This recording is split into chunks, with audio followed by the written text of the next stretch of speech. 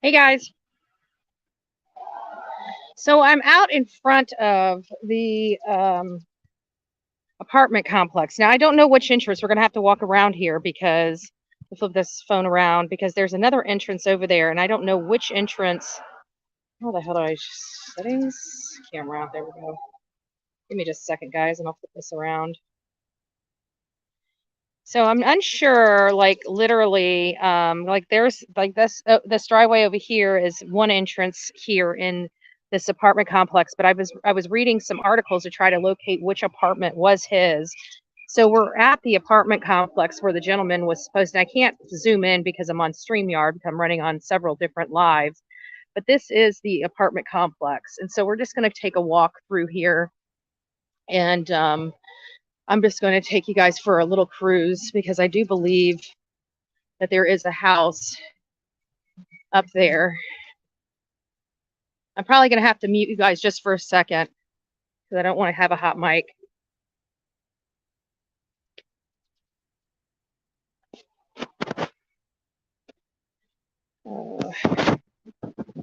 Trying to turn my mic off and I can't seem to do it.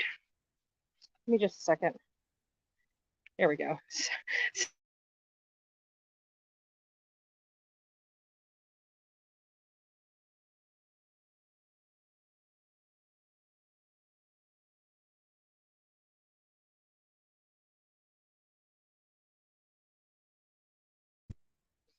So I think that that's the apartment right there.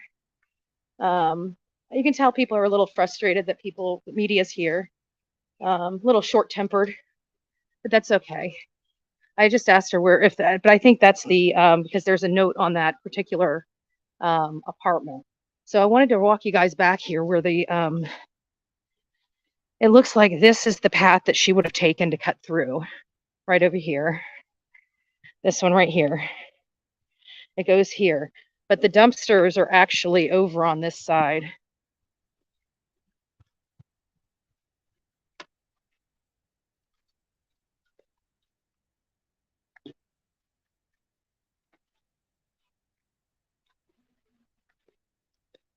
Give the residents off.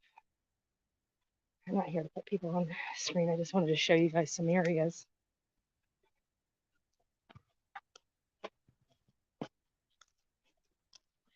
So this is where the dumpsters that they were searching, right back here. So all of this is like really close to everything. I'm probably gonna have to set you up because I got to take the other camera out and get some footage, video footage of this. And I need to be looking for Ring doorbell cameras because I heard that there are some Ring doorbell cameras that caught this. But here is the dumpsters that they were looking at. Let me just turn this around real quick.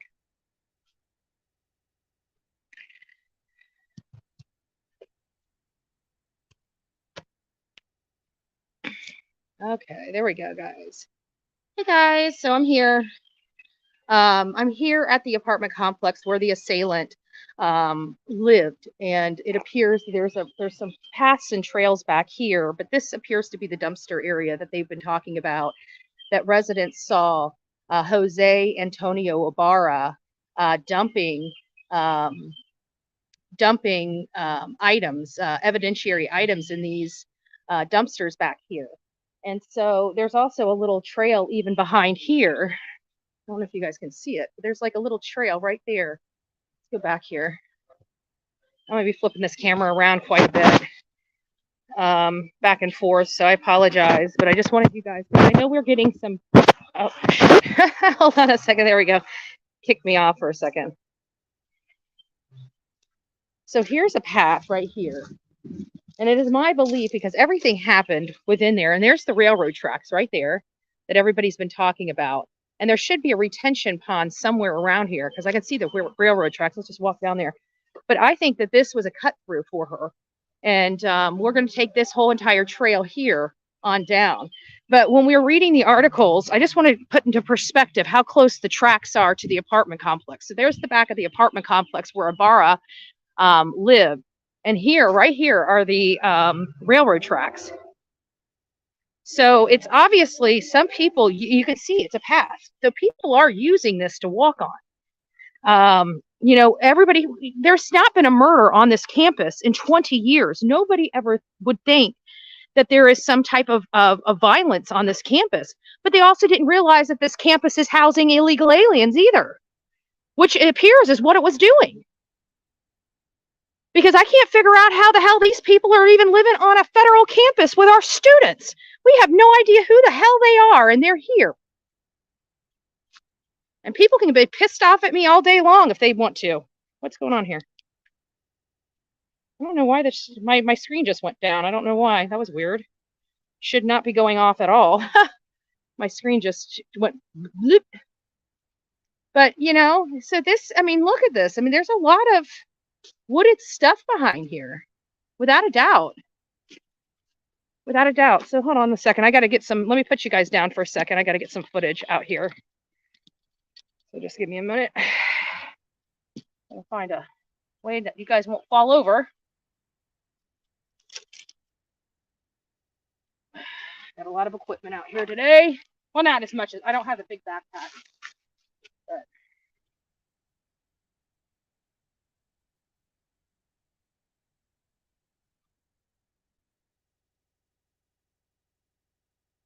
it's insane. I just don't get it. I really don't.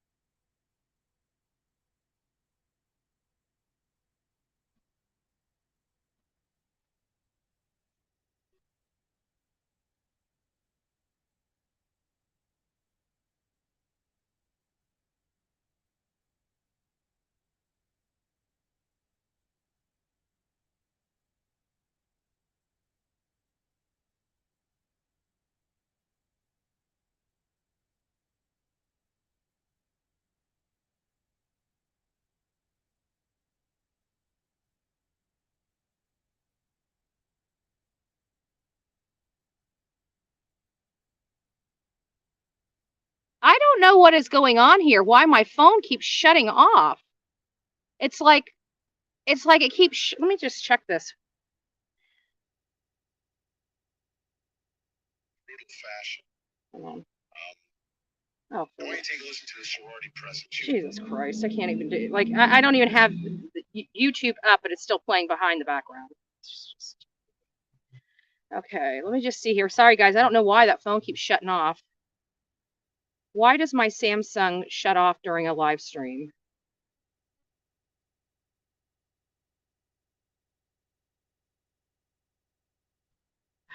Samsung phone. Samsung phone, good Lord. Unexpectedly power off. It's low battery feature. Okay, so let me turn my battery features off. Hold on a second. Let me see what I got here for battery. Give me a second, guys. I got to work on something here. Sorry. Battery. Saver off. Turn that off. Overcharging protection. Okay, we'll leave that on. Battery percentage, turn off. I don't really care about battery percentage. Hopefully it looks like it's the battery. Let me just check the screen. Display, adaptive brightness, lock screen, timeout after one. Let's turn that off. I want to turn that off. Why can't I turn that off? Okay, we'll time that out after 30 minutes. Hopefully that'll keep us going, at least for right now. All right.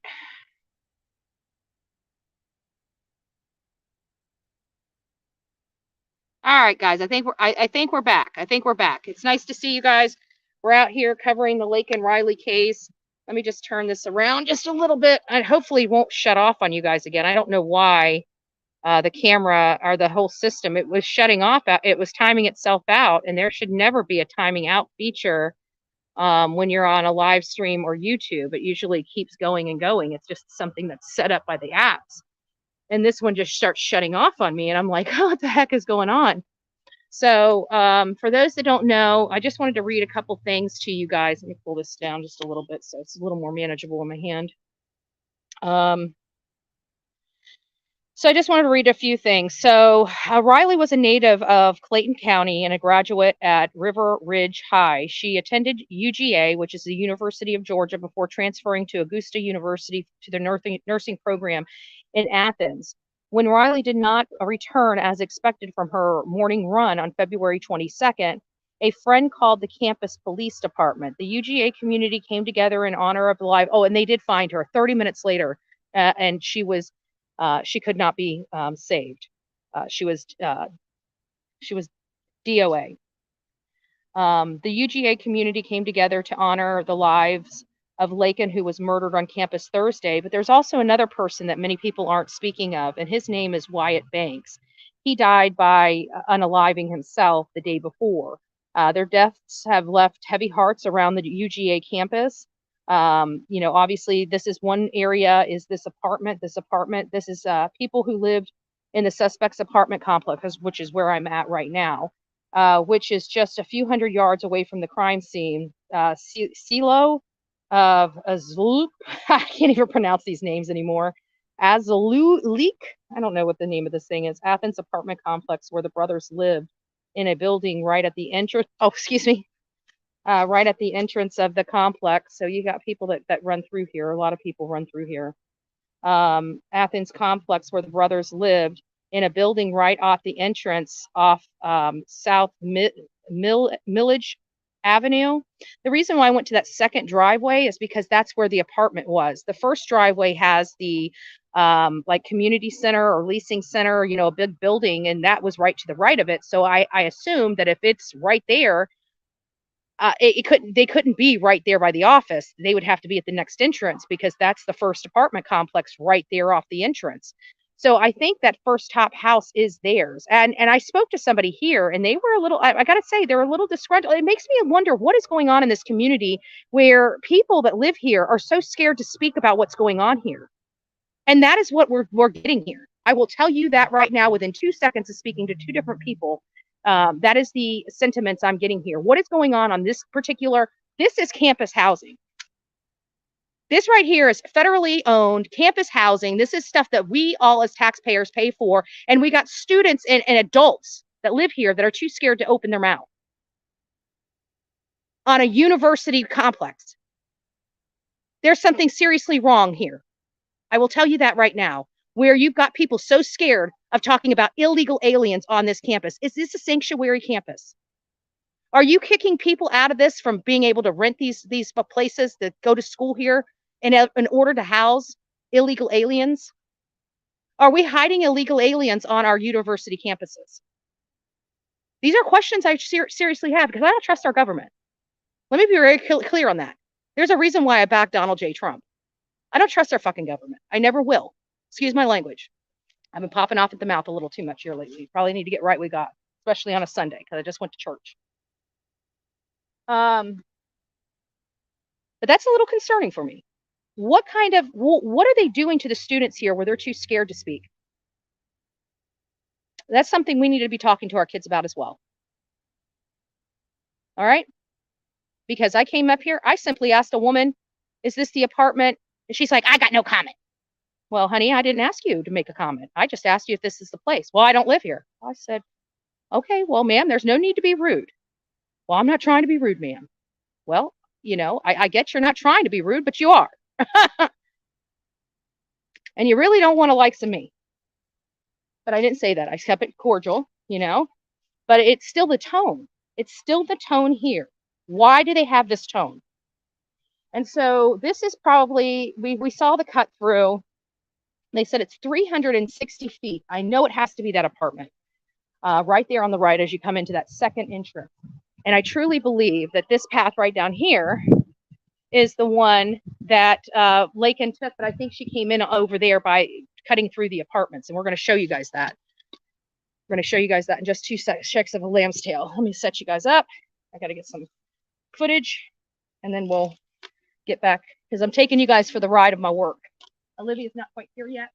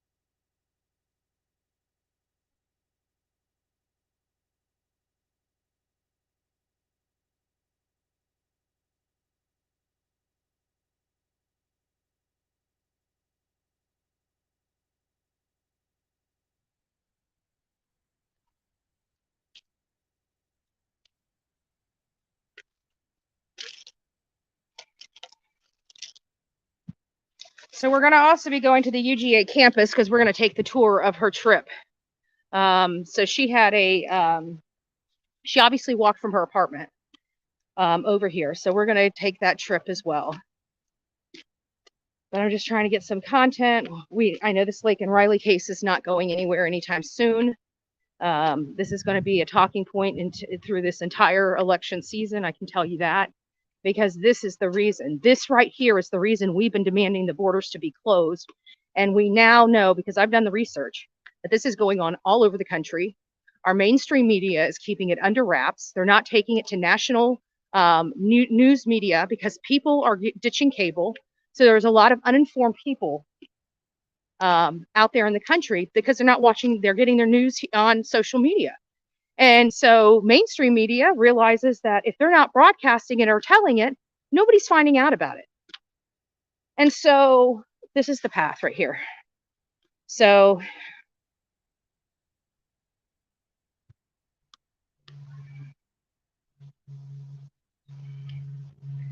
this is the path I believe she took right here. Because right up there, through this right here and around the corner, over to the right is that first apartment where I met that lady that was really rude. She was a heavier set lady, and she seemed pretty, she was standing out there watching me, and so I was just walking up to talk to her. She's just rude as shit. And I've been reading a lot of articles about some other media people coming out here and saying the same thing, that people are scared to talk here. And I didn't believe it because I'm just thinking, maybe they didn't want to talk to mainstream media. Everybody talks to social media, whether you like it or not, they do, right? Because we're not assholes. In most cases, we're not. I can be an asshole quick. I can drop an asshole right now. You guys want to see it? I'll do it. I got the bullhorn, right?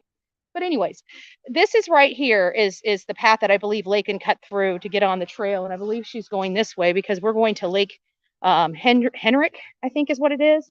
And she was somewhere in a retention pond or near a retention pond out here. So we're just going to do our best to try to locate what we can. I don't really have a whole lot to do today. I hear some rustling behind me. There we go. Must be animals. One thing I've noticed is on this whole entire trail, there's no emergency buttons. You know how when you're on campus on normal campuses, every place they have those emergency stations that you can push a button and have law enforcement right here. In this case, I don't see it. I don't know if Lake Henry's back that way. Maybe I need to look at my GPS. It might be back that way because that's the way the runner went. The runner went that way, not this way. It looks like I'm going back into more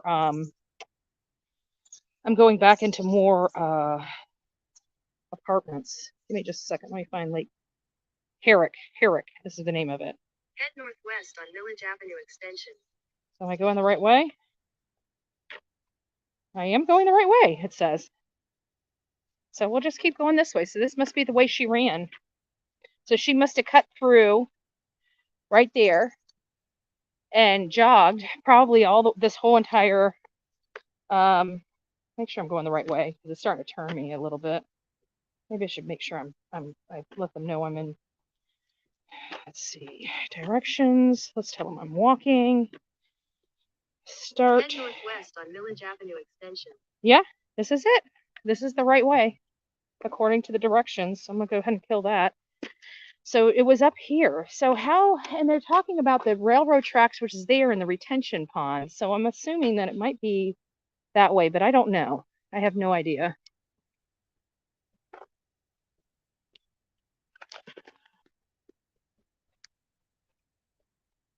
How long was she missing for? From what I hear, when she didn't return around like 11:30 or noon, her roommate knew something was wrong because apparently this was a normal practice, a normal run, a normal walk or jog for her that she did regularly. So I think her roommate knew her behaviors and realized, let me turn, there's somebody jogging. I didn't want to get them on camera. So I don't mind. I just didn't want their face on camera. I'm not here for the kids. I'm here for the walk. So what was the question? I got sidetracked a little bit. How long was it before she was missing? I think they called pretty much immediately, but from what I hear, she went on this run early in the morning, but I don't know. I'm not familiar with what time she left. I'll have to do a little more research on that. Those are important details, but I don't know the answer. But I hear that she left, early in the morning. She's usually home by a certain time, and when she never showed back up, her roommate got ultra worried because it was out of character for her. She always comes back. So it sounds like her roommate immediately called law enforcement because it was strange behavior. And within 30 minutes of law enforcement being notified, she was found. So I don't know. I answered part of your question, but I think that's all I really can answer because I really just don't know. But this right here, I mean, and there's been a lot of questions. How did this happen without her screaming, without anybody hearing anything? And one of the things where they were talking about the time of the morning that it was, that there may not have been a whole lot of people up, and also the fact that this was probably such a blitz attack. She probably didn't have the opportunity to scream. And I wonder if that holds to be true with Rachel Morin. Like, there's something wrong with this. And why are we being hunted? Why are women on these running trails being hunted like prey? I mean, we got this going on here in Georgia, and we have it going on in Bel Air, Maryland. And I do believe that this guy, because I did find out and confirm that this guy has been in this country since 2022. So it is still possible that he could be associated with Rachel Morin. And I'm still going to go beat that drum because it didn't make sense when I found out he was here September 2023, a month after her.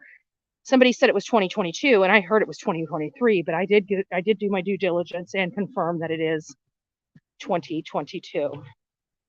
So we'll see. Sorry, there's somebody else walking. I don't want to get their face in the camera. But it is wooded.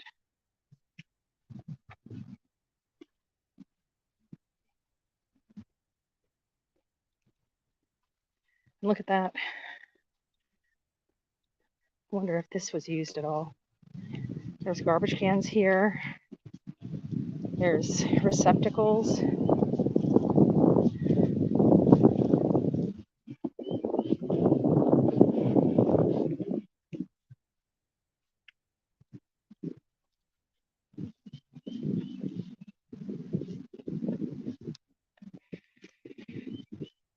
I don't know where she was assaulted at, but we'll just keep looking until we find it. This is all we do when we're out here anyways, is we just walk, but I'm just taking you guys for the walk with me. There's dumpsters everywhere along this path.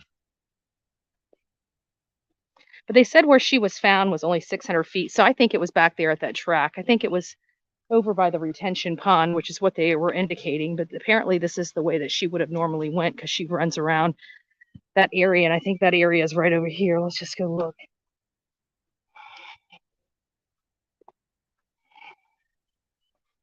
Because I can tell you, I'm more than 400 feet away from the path.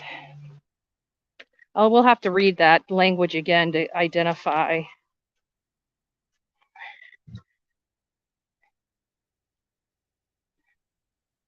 But there's definitely multiple trash receptacles along this path. I wonder how many, did he just wait until he got home to start disposing of evidence, or did he happen to start disposing of evidence clear? But if he didn't attack her down here, which I don't suspect he did based on the language of several articles, he would have had many trash receptacles all the way back. I think where we were back, where the railroad tracks was more close to where she was, because according to, I think it's Alive 11,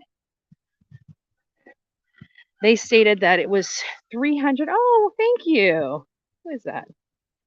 Oh, it's me, Jen. Thank you, love. I appreciate it. God bless you. There's a lot of receptacles along this way. But from my understanding, this is the path that she ran. I don't know if this goes into a circle or not. Again, we don't really have nothing but time today. Olivia's about an hour and a half away. So I'm just kind of out here looking.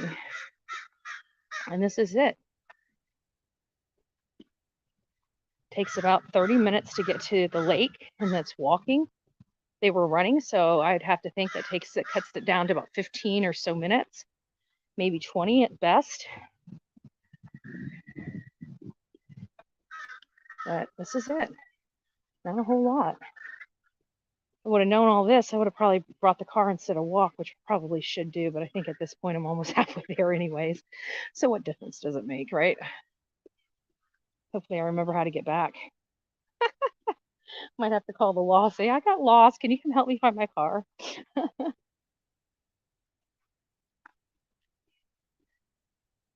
But apparently there's some type of retention pond around here, and I gotta go find it.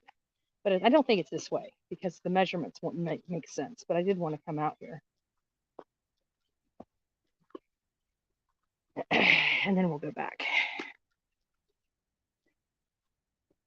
But I mean, the campus is nice and quiet. Granted, it's Sunday, but I have to think this is similar to, and I've got my blazer on, so everybody knows I'm not just a student here. I'm actually here with, doing work. I do that because I don't want people in a hot mic. I don't want people saying unintentionally things that they don't mean to say for the public's view. So if everybody knows I'm here and what my intentions are, they can choose to speak to me or not speak to me. I really could care less. I'd like to get their thoughts and sentiments, but I'm not going to be treated rudely because I'm out here doing a job. I didn't do this to them. It's kind of like the whole Idaho 4. None of the media did it. This is, well, we should be broadcasting it, and shame on the people that don't think that this is an important topic. Like, a girl was senselessly murdered on campus. Yeah, safe campus in many of our own backyards. It's just sad. So I don't know where the lake is from here. Let me see. It's still another 20 minutes away, and it's all the way down that road there. I'm not going to do all that. I'll go get the car and drive more. That's about a mile down the road. So she had herself a nice little run every morning. I mean, that's what I could possibly say about this situation is she loved to run, and she had herself a great path, and it was on a well-lit, well-populated area. I mean, like, you couldn't do anything better than the way she did it. I mean, look at this. I mean, who would have thought that just running, again, it's like Rachel Warren. And now I'm back on the Rachel Warren thing. And I just did a video on TikTok saying I don't think it's that he had anything to do with Rachel Warren anymore because he wasn't even in the country. Now I'm finding out he was in the country a year before. How long? And they said that he just got to Georgia So was he in New York this whole time? Was he that close to Rachel Warren? I've got questions, guys. Now that we know that he was back here 2022, there's another woman that was brutally murdered on a running trail in similar fashion with a guy that has the same type of haircut. I don't know about you, but I call that, a little too close for comfort for my palate.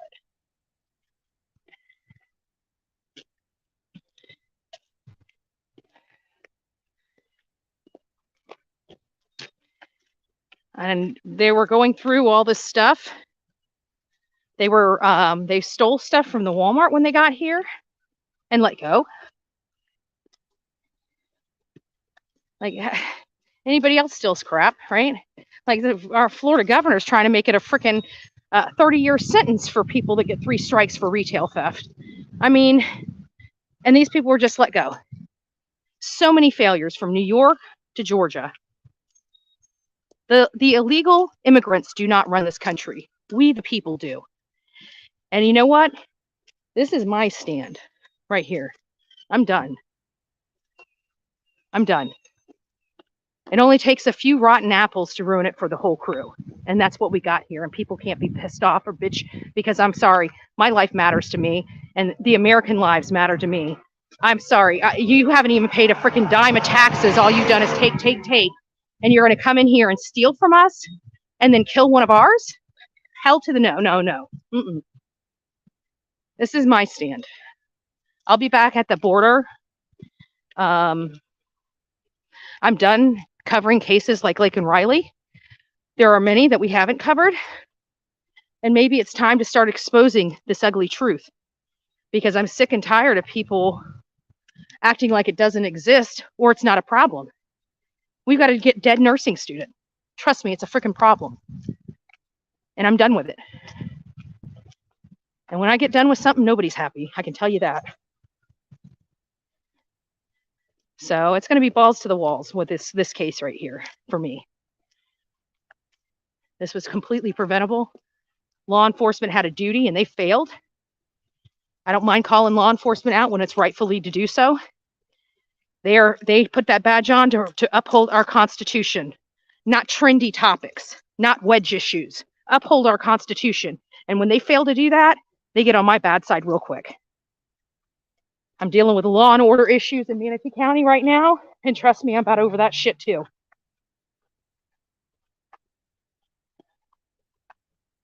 So this no more. This no more. This girl deserved to live. She deserved to thrive. She deserved to help people. And we've got a freaking university of all people, the University of Georgia,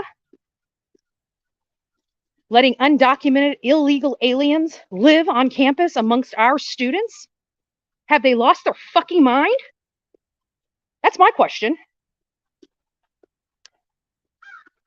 That is my question. Have they lost their ever-loving mind?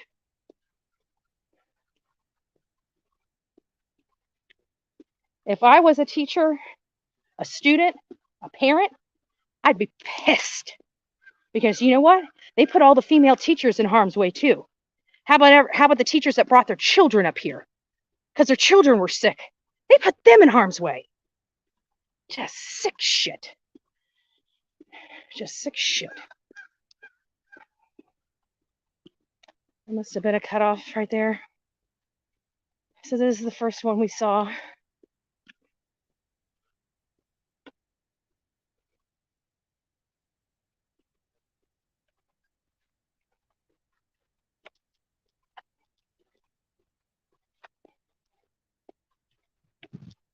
Sorry, that gentleman's walking back. I didn't want to catch him in the video, so you guys are just going to look at grass for a little minute.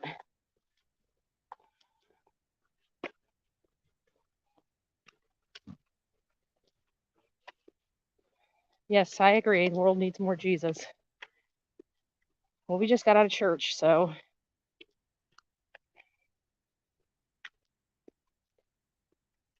Good, Munch. I'm glad your governor did. This needs to stop. I'm sorry. I'm not. If anybody knows my family makeup, I have Hispanics in my family. You know, obviously they had to come here from somewhere. You know, so they came over here in the lawful way. I have an entire family that's Hispanic, entire half of a family on my dad's side. Nieces, nephews, aunts, uncles, all Hispanic, all Hispanic. And I got to tell you, I love Hispanic people. They're my family. Okay? I don't like monsters. And I can tell you, my cousins, my aunts, and my uncles, this is making them sick. Sick. So I don't want to hear these people on their little pedestals whining and bitching and saying, oh, the families. Let me tell you something. The Hispanic families that came here the lawful and legal way are irritated, pissed off, and just angry that they had to spend all of their entire life savings to get here the proper channels and people can just walk over. Do you understand how infuriating that is? Think about if it was you. If you had to spend hundreds of thousands of dollars to build something, to earn something, and then to have it taken away from you, and then somebody could just come over here and not have to deal with any of that, just doing it the illegal way. You think that doesn't piss some people off? You bet your ass it does. You bet your ass it does. People like me, even with this free college, think about people like me and people like you that had to pay for our college. We had to work 2 and 3 jobs to get our college paid for. And we're hearing that they just forgive all the student debt. Who's paying for it? Oh, that's right. We, the people, are paying for it. So I had to pay for my college, and now I have to pay for everybody else's. No, thank you. I had to work for it. What is it with this country where we don't work for shit anymore? We're entitled to it. Where did this entitlement come from? That's what I want to know. Where did this entitlement come from all these countries? From our own people here? From people that don't want to get up and go out to work that can? You know, our resources should be for the sick, the poor, and the injured of our own people, not people that decide to cross over here illegally and just suck the life out of the country in droves. I'm over it. If you guys haven't noticed. And I don't care what clip channels clip me. They can kiss my white breaded ass.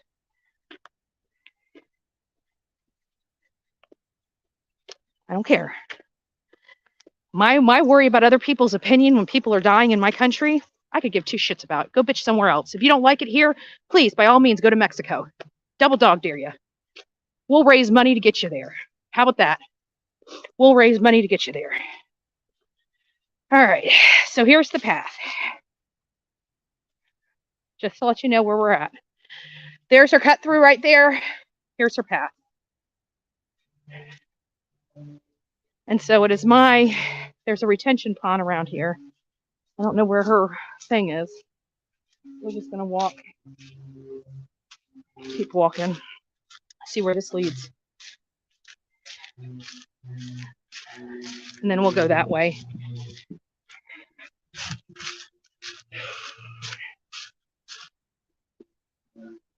Like there's the railroads. Let me read where they found her. Let's read this real quick. Hold on. Let me sit you guys down. Give me just a second. Maybe I should go up here. This is kind of at an angle. I think you guys are gonna fall forward. Okay, so there's the cut through there that I believe she took. And she either went that way or she went like this way. And there's like a gate right there, but I'm gonna read what it says. I'll read it out loud. Okay, nope.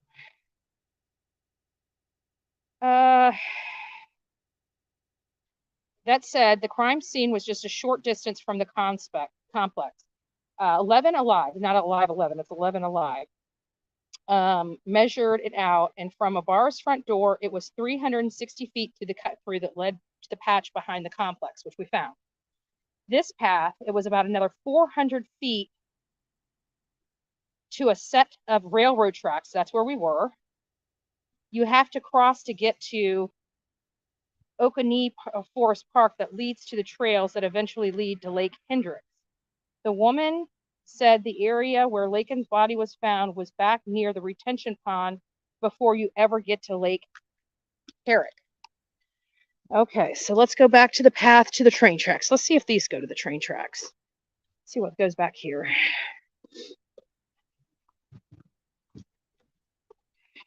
I can see the train tracks back there, and we did that one path. I think I was on the right path with that one to the train tracks. So I think I'm going to go back there. I don't want to go behind this apartment complex. I'm not going to do that. There's certain things I'll do and certain things I just won't. That's one of the things I won't do. So there's the path. And she had to run back. So she might have ran from here to this way, because as soon as or she cut through there. She could have just cut through there. I got to find out where she started from first, and then we'll do her path this way. But this is the only track that I see, which comes from an entrance from the backside of the apartment complex where Barra lives. And there's the train tracks, and there's the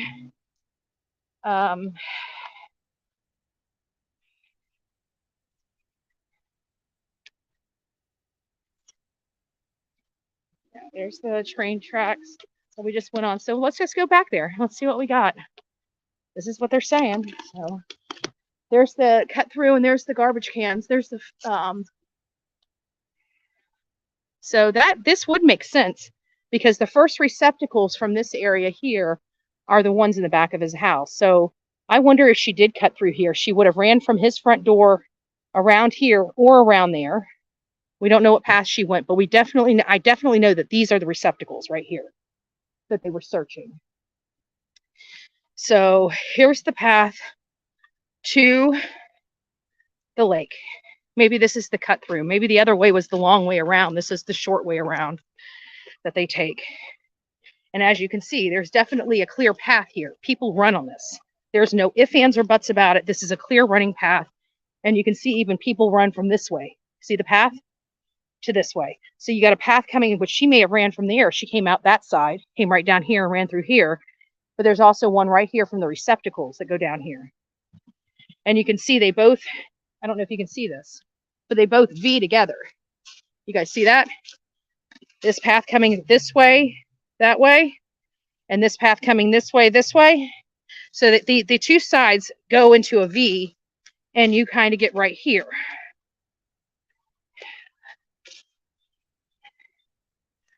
I don't know if that came off the house or that's somebody out here partying. And you can see that the path goes this way. See that?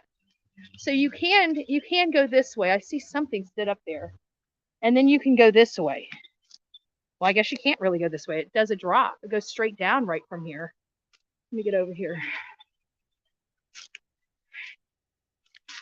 See, it's a straight drop down. So there's no clear path. There is a running trail down there. I wish I could blow this up for you, but I'm on StreamYard. But I don't know if you can see that right there at the top of the screen. That's a running trail down below. So we're going to get down there. Wait a minute. Did I just see something? Hold on a second. Oh, and there's the lake right there. I can see the lake. So the lake is very, very close. It's right there. I see the lake from where I'm at. So this is her path.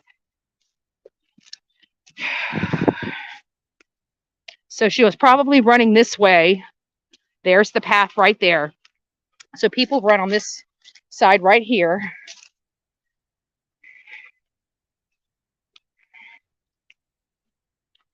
And they cross right here. See this? They cross right here.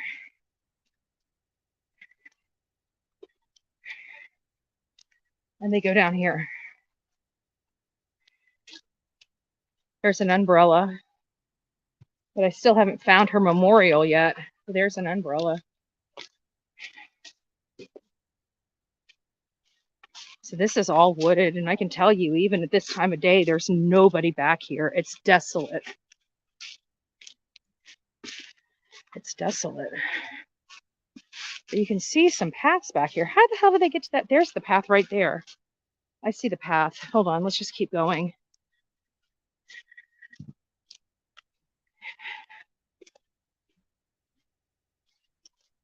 I don't know how to get to it.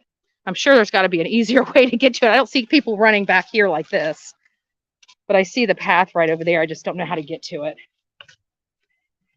There's got to be an easier way to get to this path. But I see it. And there is a cut through here. I mean, it's wide open. I didn't have anything snag or hit me while walking through here.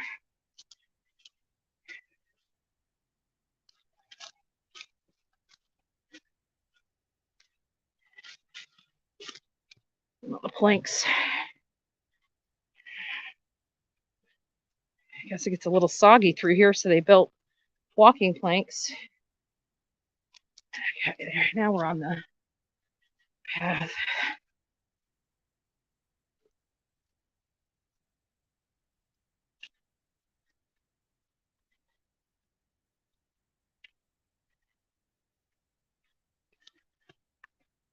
So this is like, I mean, you can see a clear path here. There's, again, still nobody here. Oh, I knew there was an easier way to get here. I've just passed it. There it is, right there. I knew I didn't have to go through there. So there's the path to get down here, right there. I must have missed it because I knew that couldn't have possibly been, but I wonder what goes back there. So she would have probably gotten up there, crossed here, came down here, and got on the path here. But there's also another path here. I'm at a V in a road. Let's just...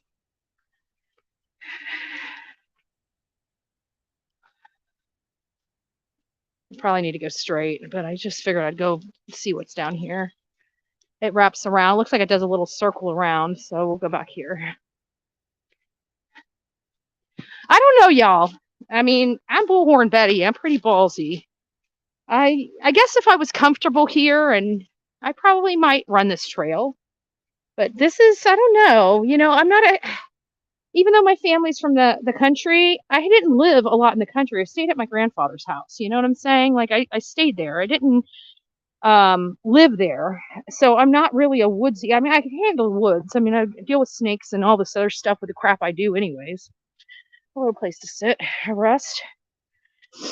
I still haven't found Riley's memorial, so I don't even know if I'm on the right track, to be honest with you. I keep wondering. But I know it's right around here because this is it. But I wish I had more information. I mean, they did do the apartments. Those were close up. That's the one thing about media. Like, I like aerials and directions and, you know, not just people trying to explain it in words. There's the lake. Oh, this is the retention pond. This is definitely not the lake. I guarantee this is the retention pond. So she had to have been found around here somewhere. This is not the lake. This is definitely not the lake. This is too small to be the lake. Let me just check my map. Maybe it is. Hold on. I heard it was a retention pond. Past the tracks. This is the first retention pond past the tracks. So let me just reread that. Let me look at my map and see where I'm at.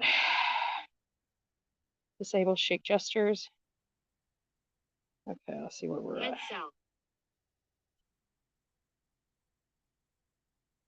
Okay, yes. So this is the retention pond right here. So it's got to be around here.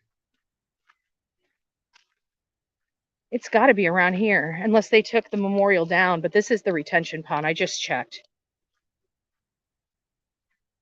So she was found closer to the tracks and near the retention pond. But I don't see her memorial unless they set it up at the lake, Herrick Lake. I don't see the memorial, but this is definitely the retention pond. And I don't know the specific place that they found her. All I know is that it was near the retention pond by the railroad tracks. We're at the retention pond by the railroad tracks.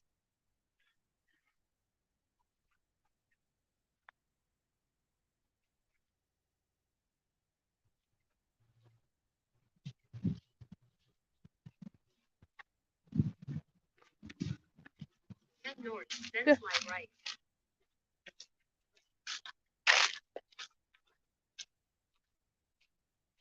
So we have people. We have people that. Oh, that's me. I kept thinking the guy was speaking, but I forgot I still had my map on. So this is the area. I just don't know where. I don't know where. Let me check chat. Maybe you guys are saying things and I'm not reading because I've been looking. People have no clue. I guess 1 million men have come across the border. Criminals, gangs that make our gangs look like Boy Scouts. I know, right? Like the MS-13. Did you guys hear that Long Island had 2 different bodies chopped up? And they're trying to confirm whether or not it is MS-13. Another great outfit that Biden administration just wants us to have, just thinks they're such great people and just wants them to be members of our society. See that? Those poles? This is the retention pond. So I'm just going to keep walking. I haven't found anything yet. Turn right at Mountain Bike Trail. I haven't found it yet. They said she was closer to the retention pond and the tracks. Now we're getting further away from the retention pond and the tracks, and I still haven't found her memorial. Hey guys, one rule you have to be here is be respectful and don't be a dick. That's it. If anybody's being respectful or disrespectful in the chat, we used to give 3 strikes and you're out. We no longer do that. This is the Bullhorn Betty channel. We expect you to act like an adult. If you can't act like an adult, we will remove you. This is not a channel. This is a channel that we talk about real life. We don't have time for your bullshit. So if you're coming with the bullshit, you don't need to be here. And so I've advised all my mods and anybody that helps me with my page to delete and block any and all that come here to disrespect and not make this about the victims that it should be about. This is not about me. I do my work. My work is these victims. If you don't like it, I don't really care. It's not your business. You're not living my life. Go live your own.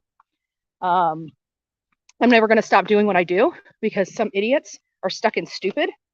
I'm going to continue to be me, and I'm going to show people you can be as authentic as you want to be, and people are going to love you and hate you, but at the end of the day, you're going to have more love than hate. And that is the campaign, and that is the messaging that I'm going to show each and every person on this platform and all the platforms abroad. I'm sick and tired of somebody telling me that this is going to ruin me. This is going to do, listen, that's not your business. You don't live my life.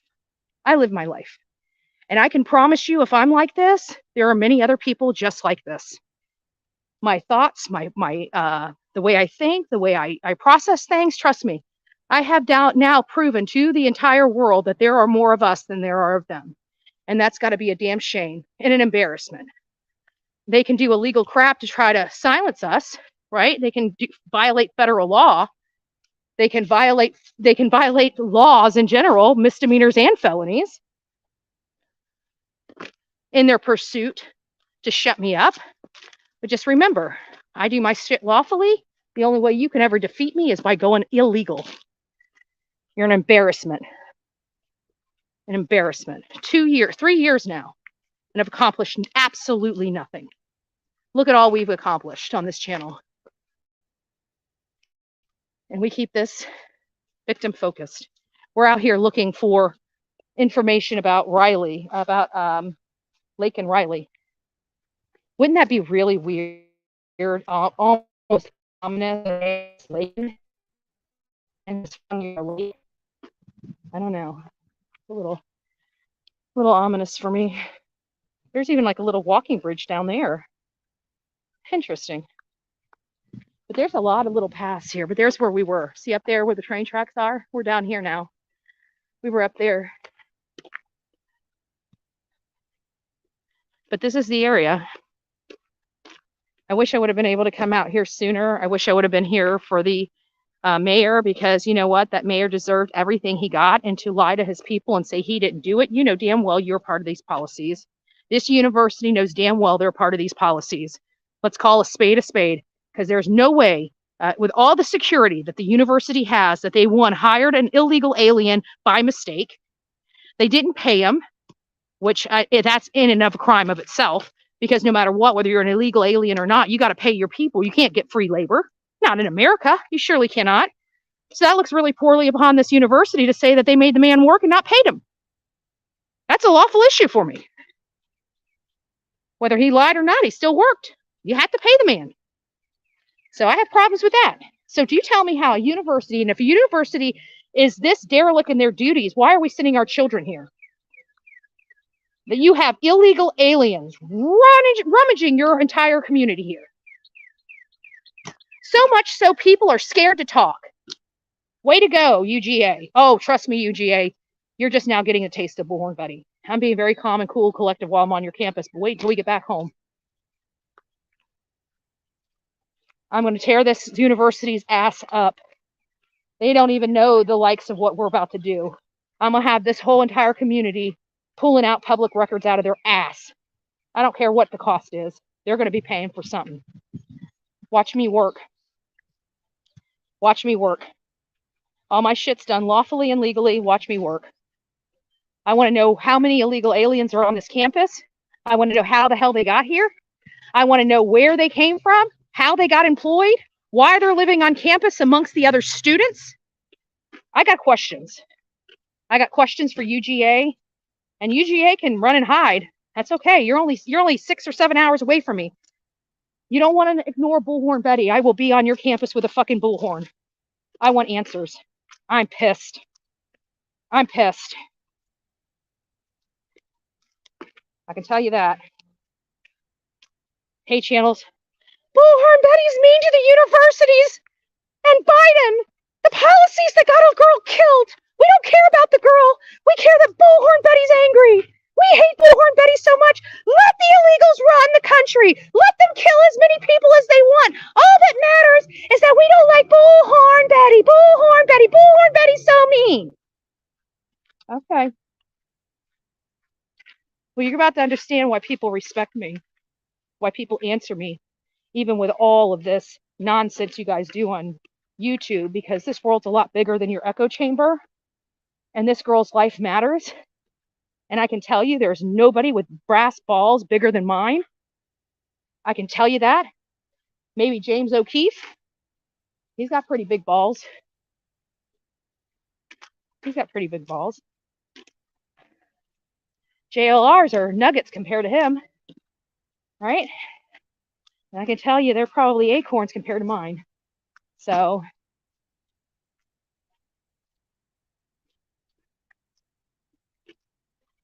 that's where we're at. Clip away. Clip away. Make sure you grab all the comments I'm saying, especially about the illegal aliens, right? The woman that has a whole half of her side of her family of Hispanic, legal Hispanic people in her family.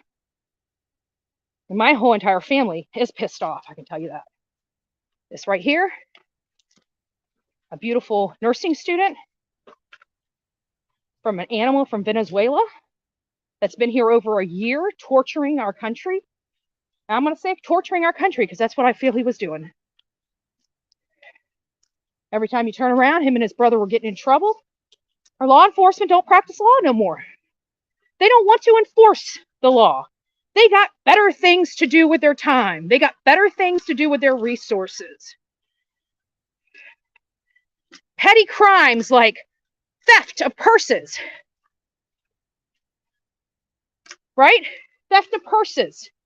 Those are all low-hanging fruit things that get real bad guys off the street. But our law enforcement, you know, even in Manatee County, they really don't care about the petty crimes. Like they don't realize they can be getting these animals off the street with those petty crimes and saving a life. But no, you have to lose a life this day and age, especially in places like Georgia, Maryland, Wisconsin, where you have PC run wild. We got to cater to the criminals, not the victims. Those policies are what's killing us.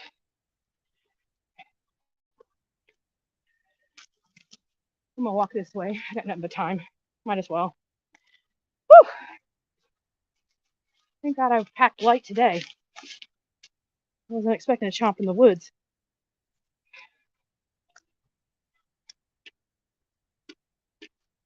So all of this, I don't know. I don't know as a single female whether I'd go through that or not. But apparently these are running trails for the runners that are utilized quite a bit. And since I've been out walking, I've seen at least a half a dozen people on these very trails. Now people ask why couldn't anybody hear?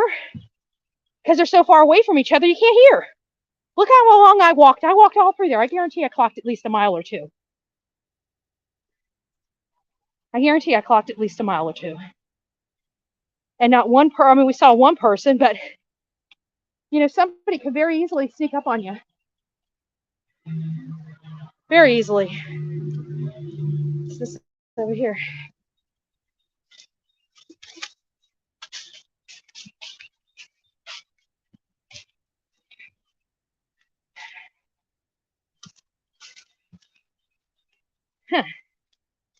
This is what it really irritates me about law enforcement. If you see shit laying around and you're out here investigating, throw the shit away.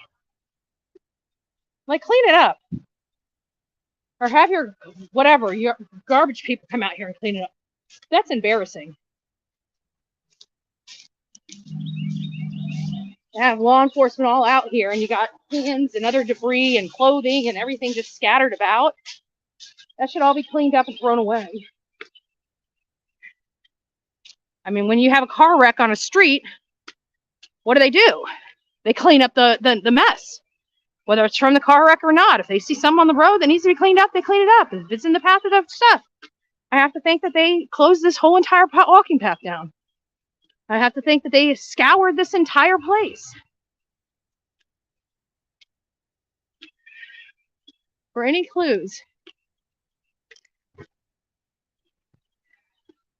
All right, we're going to go back to the car. We're going to go over to the college, the University of Georgia. I don't know where she lives in there. I'm not going to really try to find out where she lives, nor am I going to interrupt anybody.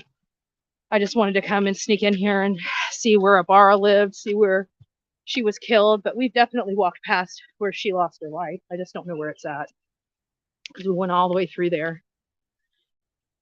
But it's just sad. Let me turn that to the little kid. Sorry. I didn't want to get the little kid on there. There's a mom walking her daughter. So we'll just stay here until they get done doing what they're doing. I just don't want the little girl on here. I know people it's out in the public. You can't stop it. I mean, that's why people have photos of children in their news conference. You don't hear them all, I can't believe they put a child on camera. Idiots. Stuck in stupid. You got shit on public. Children in their schools, that's all public. It's all public. All those pictures of the kids playing softball and stuff, and that's all in the public record. But cut it out. People are fucking idiots. I'm just over stupidity. That's probably why I'm a little more lackadaisy with my language. Because I'm so sick of stupid idiots. And that's what we deal with most of the time, is just idiots.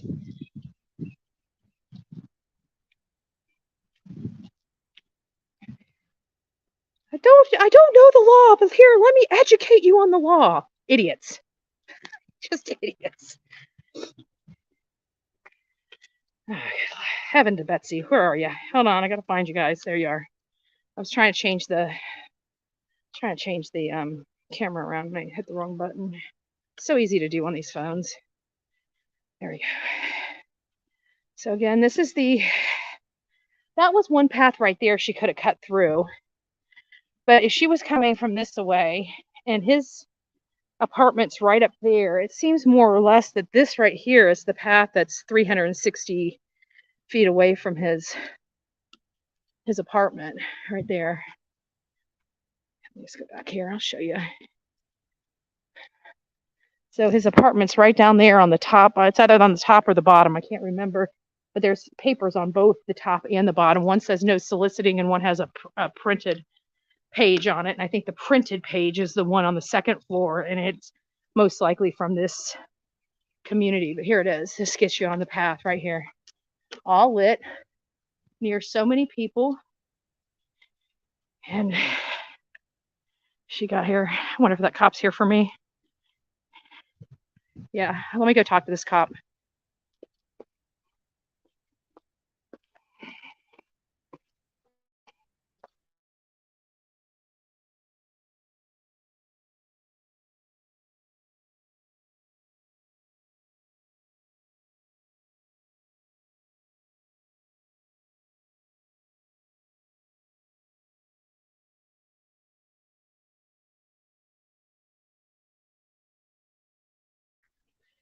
Well, good thing you guys didn't see that. I just fell off this. I didn't even realize this thing fell. I literally fell into the water. I got my whole ass wet. My whole ass is dirty now, so I'm gonna have to clean myself up. Let me see if I can turn around there.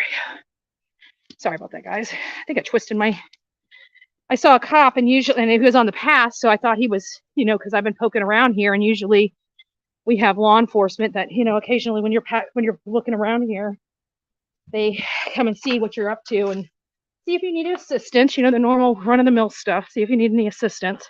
I just fell. So that's it. That's all we have, folks.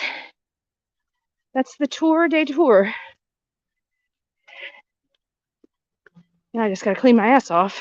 I'll be good. Like I literally, and I thought I caught myself. And right when I caught myself, I stumbled again, and that was it. I went down. Hopefully I didn't lose anything. We'll find out. Okay. I might have to change my britches. I don't know how bad the mud is on them. Pretty bad. All right. The shit we go through to get the coverage we get. And I didn't even get any footage. I only got a little bit of footage. But let me go clean myself up real quick. See how bad the fall is. I don't think I bruised anything. I just twisted my ankle, which my ankle should be fine. All right, we're back. Turn you around. Whew. Good Lord. Should just let the cop track me down. It's me. So instead of me trying to do the right thing and track the cop down and make sure he's not there for me. I just didn't want, I don't want anybody ever. Oh yeah, I got myself good. Hold on a second. Let me find me a towel. There's a towel. Ugh. There's a lot of mud. There's a lot of mud around here. So I think I got mud. Like it looks like I shit myself. I can't see what's behind me on my butt. Well, I guess I might as well get it dirty. It's just bad. Can you guys tell me if I got stuff on my butt? Do I have butt stuff?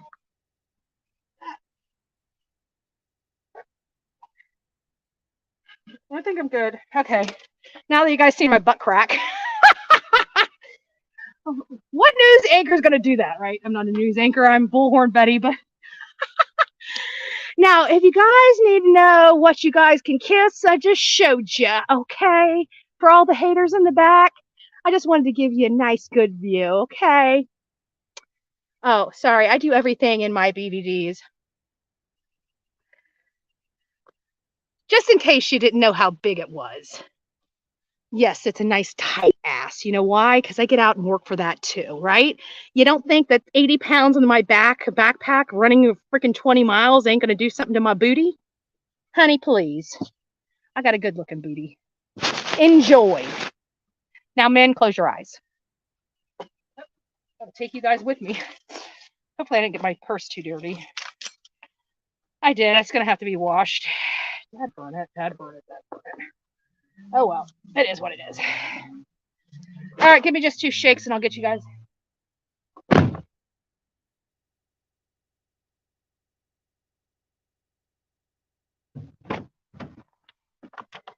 All right. Woo! Oh, my.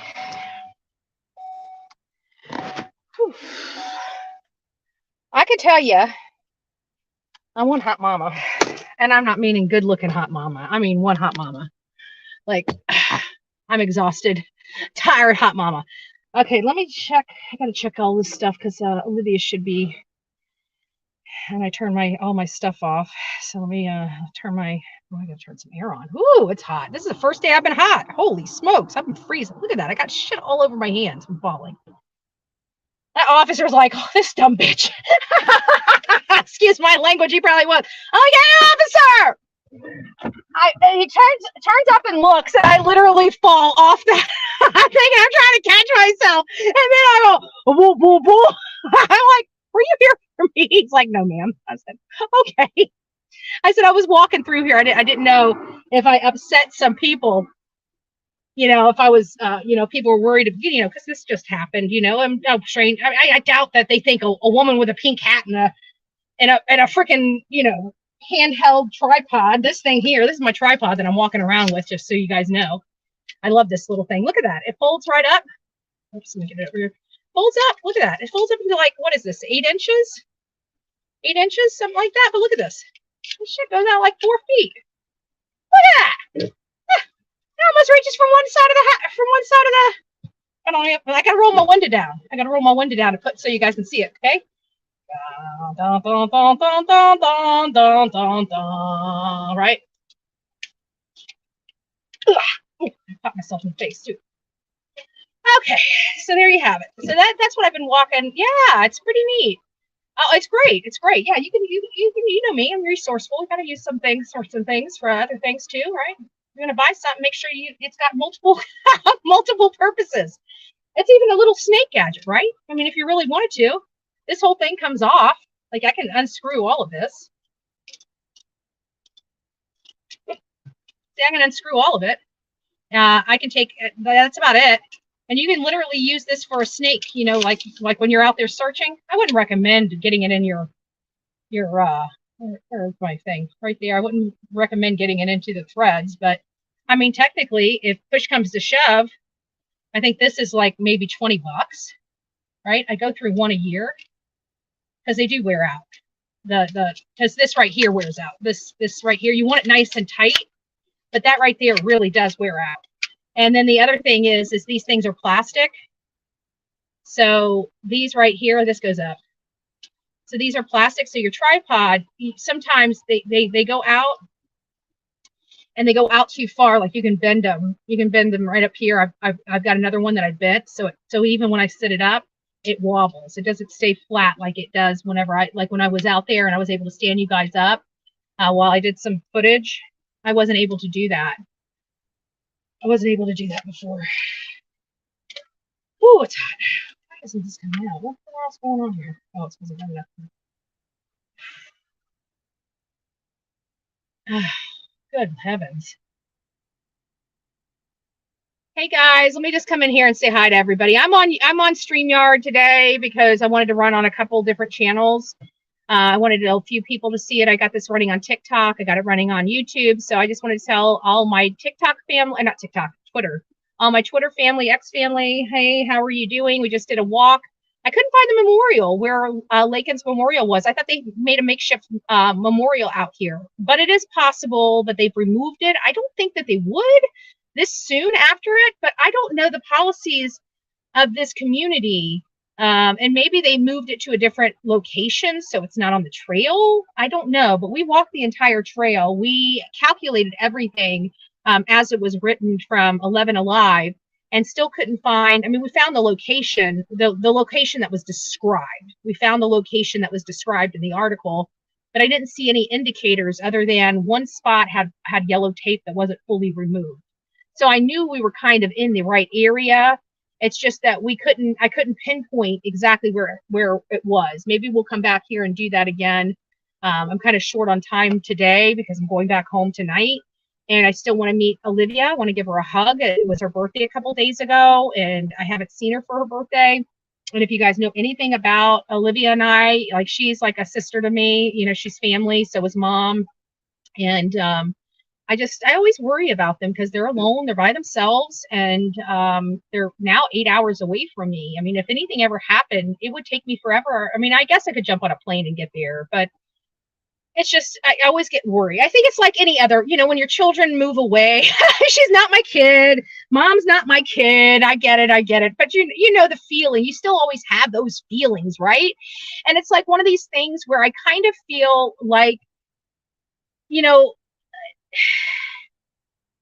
I feel like they're sitting ducks all by themselves. You know, they don't really have, like, if something were to go wrong, if there was like a major life crisis or a major catastrophe, the worst case scenario is 8 hours to get to them. The best case scenario is several hours to get to them, because no matter what plane you get on, it's going to take you several hours to get there, plus getting in and out of the TSA, getting in and out, getting your rental car. All these things take time to do. And so it's, I don't know, it's just, by the time you go through all that, you might as well drive. So you're looking at about 8 hours. If there was any major emergency with Mom or Olivia, it would take me 8 hours to get there. And that's what scares me the most, because they are alone. You know, it's just them. And, you know, her mom's not even really from here. She's been living here. You obviously lived here for over 20 years. You know, she survived and everything like that. But she's always had the help of Olivia's dad as well. And now it's just Olivia, and she's young. You know, she does the best she can, but I still worry about them, I guess, is the bottom line. So who all do we have in the chat here? Let me just go through and say hi to everybody. I got Buffalo Mountain Girl, Ki Blanks, Night Demon. It's nice to see you, love. We got Jane, Jazzy. It's me, Jen. Good morning or good afternoon. Is it morning yet? It's finally clicked over to afternoon. Lydia should be here soon. We got Ronnie. It's nice to see you. The Real Me Too. Dogs and Decor. I hope that fall's not going to hurt me tomorrow. I bet you it's probably going to hurt me tomorrow, but I didn't fall that hard. I mean, it was like a trip, and I was like this far off the ground when I actually fell.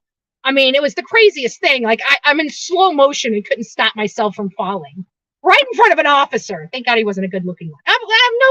No offense. He was just a little out of my, whatever. Oh, I didn't even realize oh, that's right. I'm on StreamYard. I can put you guys up here now. I've been on running straight YouTube for so long, I forgot I could even do this. Oh, thank you. Yes, B Betty. Go over to my Facebook. I need to get over there and start doing more. Betty, find the park entrance at the pond. There's a big park sign. It's to the left.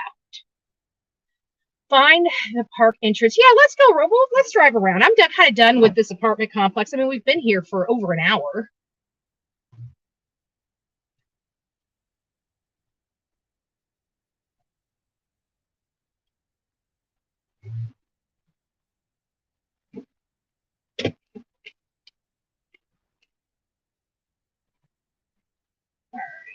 Let's go to the pond entrance. I know it's back there. Let me get me hooked up here on the apples so we have at least some, because you guys are running through my hotspot box.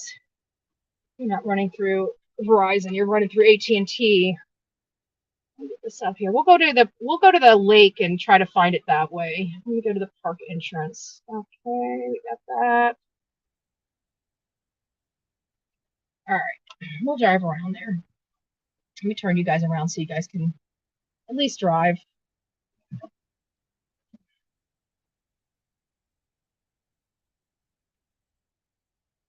Okay, let's see how bad that is. Hold on, I try to get you guys a little straighter. There we go. Okay, hide that comment. New comments. Let's go. Head west toward South Village Avenue. Turn right onto South Village Avenue. In half a mile, turn right at Hans Court.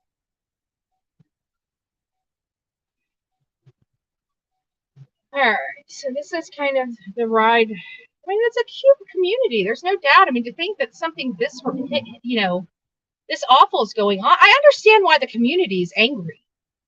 I mean, I'm coming here and I'm seeing something I've never really seen before.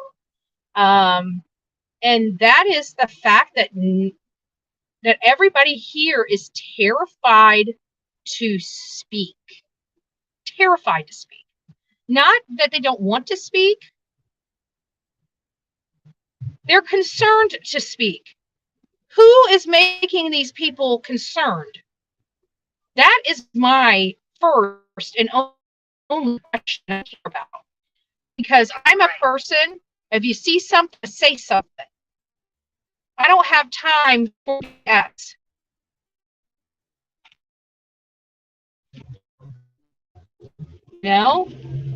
And to have a campus and a student unalived brutally by somebody that lived on the campus that shouldn't have lived on the campus. By the way, Riley family, if you're watching, it's time for you to get an attorney shit out of this university. And I mean that with everything wholly in me. So here's a park entrance right here. That's where I came down to, right here. I wonder if this is it. We'll just keep riding around until we find something.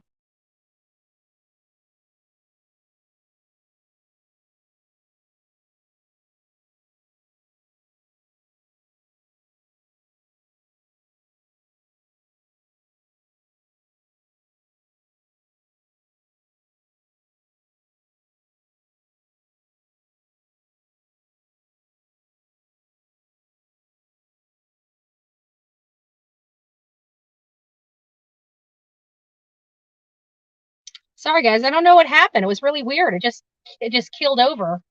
Maybe it's getting a little too hot. Hold on. It might be no, it's not too hot. All right, let me just switch the camera back around. If it does it again, I don't know what I'm going to do. Maybe it might be my internet. It might be the hot spot box. There we go. There we go. It said update, LOL. Oh, maybe it was updating. I don't know. Let's just go down just a little bit more. That officer's probably going to be called back. Oh, it's almost like one of those things where I was trying to talk to him so bad I wasn't even really embarrassed. I'm still not embarrassed. It was just like, damn, of all times. I never fall. I've tripped, I've slipped, but I've never fell over. Like I didn't even see the step. It like dropped down like 6 or 7 inches. It was dangerous. There's one of the guys that was walking by me. He's been walking all over this campus. So here's another park entrance here. Let's just go. Oh no, it's got a closed gate on it. So there's the fields right there over to my left, or my right rather.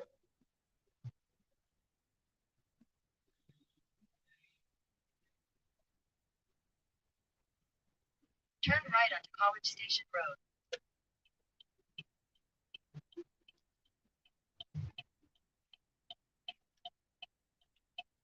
This is kind of where we are. For those that don't know, we are in Georgia. We're following the Laken Riley case. I know a little bit about this, but a lot of the details I've had a hunt for. They're not really in one specific area. We've got a very checkered information, to say the least, as it was coming out. We were hearing that this was a UGA student. Then we learned that this was no longer a UGA student. She just happened to live on the UGA campus, that she had just recently transferred to the Augusta School of Nursing, and was in the process of that. Dude, wake up. Yep, it's time for you to turn. Good. Thank you. Thank you. Thank you for waking up.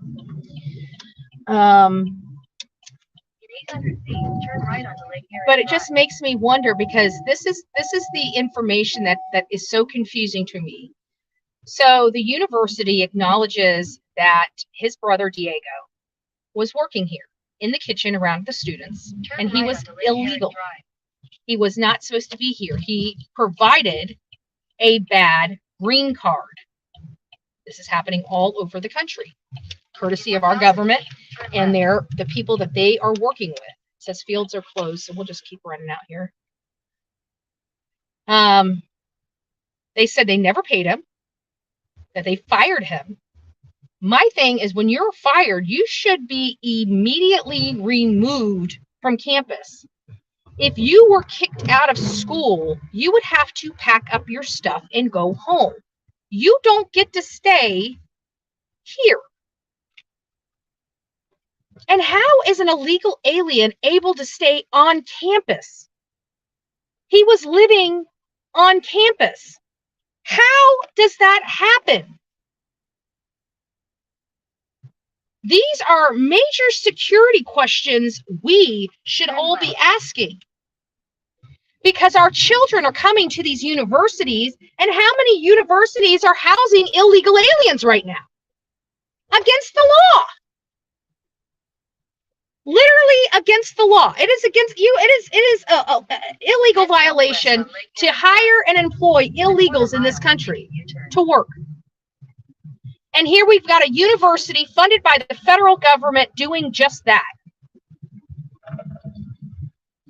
And then when they're fired, if that is true, because I don't trust anybody, and to be honest with you, this is a legal matter, and this family has a valid lawful legal civil claim against this university. I don't trust a damn thing that comes out of them or their attorney's mouth about this case. If you want my truth about it, I don't believe a damn thing that comes out of their mouth. Oh, Olivia's at the university. Oh, hold on. Let me call Olivia. Give me a second.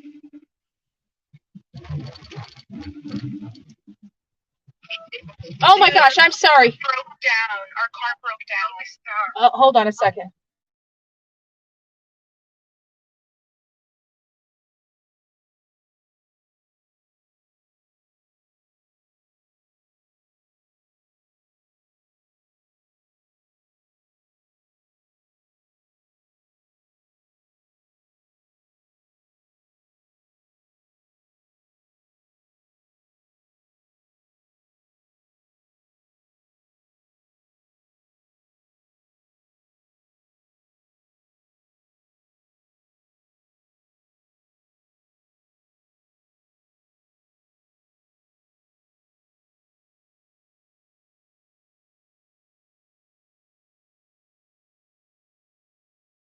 All right, sorry guys, I gotta go. Olivia's having some problems.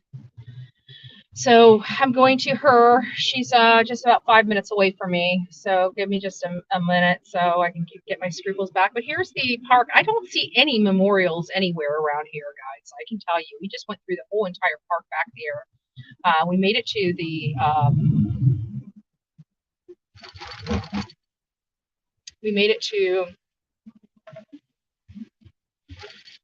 lake. We made it to the rail tracks. We made it to the retention pond. I'm about to go over to the university. That's where Olivia's at. But so far, out of this entire area that we went, even in Bara's house and stuff like that, I really didn't see anything. I haven't seen really anything memorializing Laken Riley here so far. I know that that something exists because I've seen it on TV, but I don't know if they immediately removed it. That's going to piss me off if they did, because I mean, give her a little bit of courtesy. I mean, you did get her killed. You know, the university is responsible for this death. Let's not say anything other than the truth.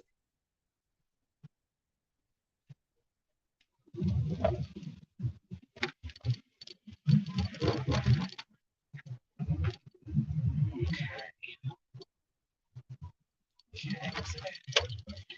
Hopefully it's nothing major. I got to talk to Olivia and her mom, just find out what's going on. Oh, I think my hip is starting to hurt a little bit. I might have hit it harder than I thought I did, but we'll see. So far it's not. It's just a little nagging, like a little tiny throb on my left side, but not too bad. Hey guys, if you don't mind, please go out. Like we got like 219 people in the chat, so go out and thumb this up while we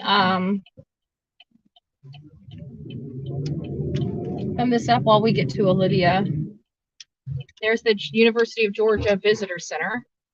I mean, this campus is really cute. I just don't understand how the campus administration is hiring illegal aliens to work around our kids. I'm confused about that fact and that fact alone.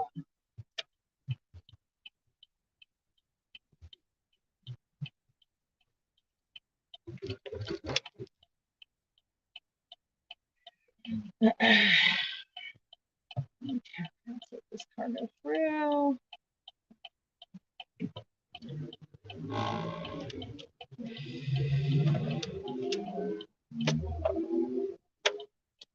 Let's see what we can do. We're about 1 minute away from beautiful Olivia. Don't forget it's her birthday. Happy birthday, Miss Olivia. Let's see what we got going on.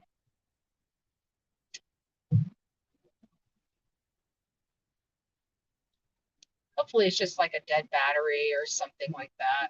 Usually it's something really stupid, but if they drove here and it didn't, I don't know. Let's see what we get into.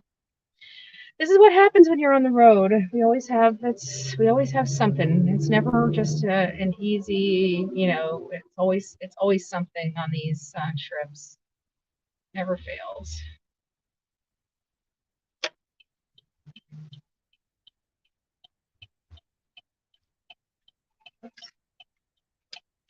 Okay.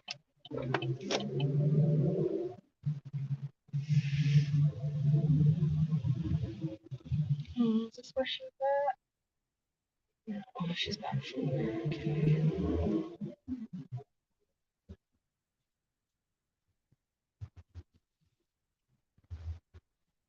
Okay, I see them.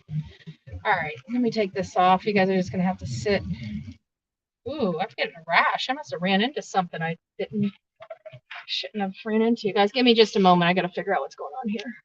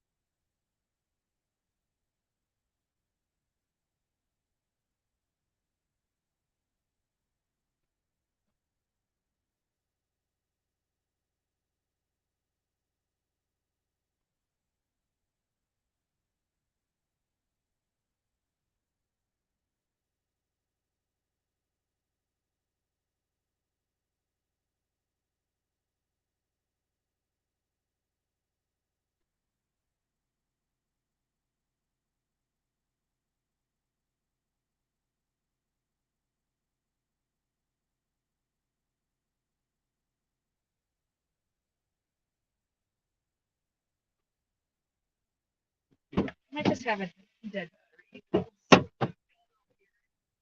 Where's my blue box? That's what I need to talk. Where's my blue box?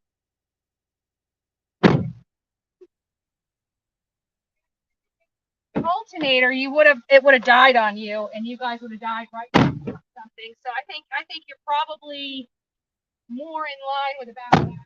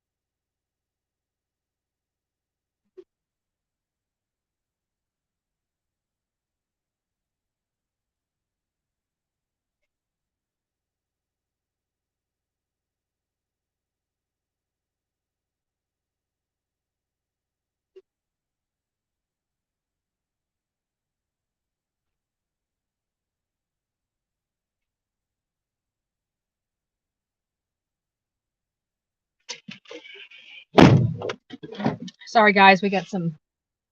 Gotta try to do something here. I don't know. Seems like it would be the battery, but the stuff inside the car is lit up and it's not even turning over.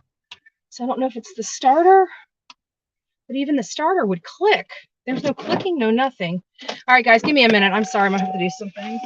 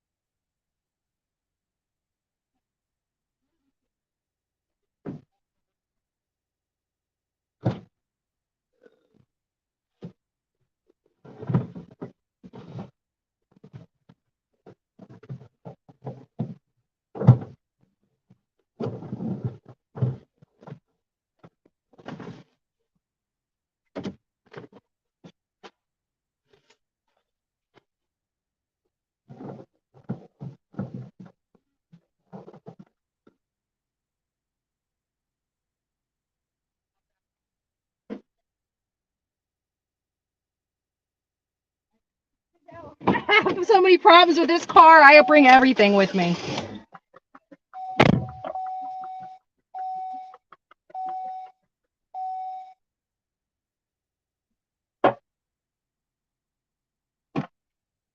We might have to be here for a few moments until we can get it all situated, but at least we have options. If all else fails, I got roadside service. We can get it up to someplace.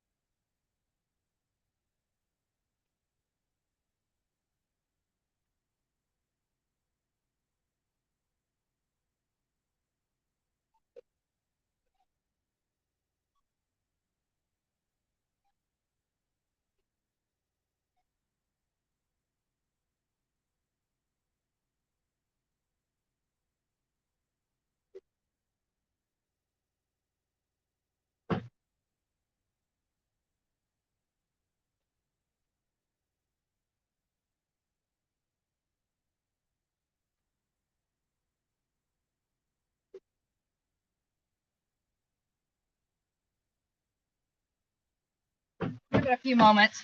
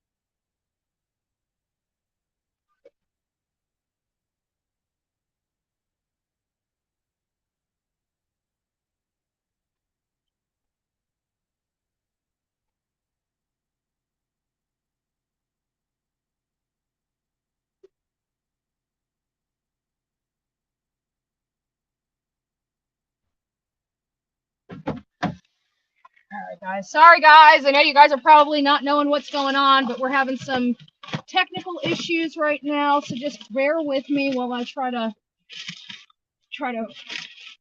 figure out what the issue is. Let's see here.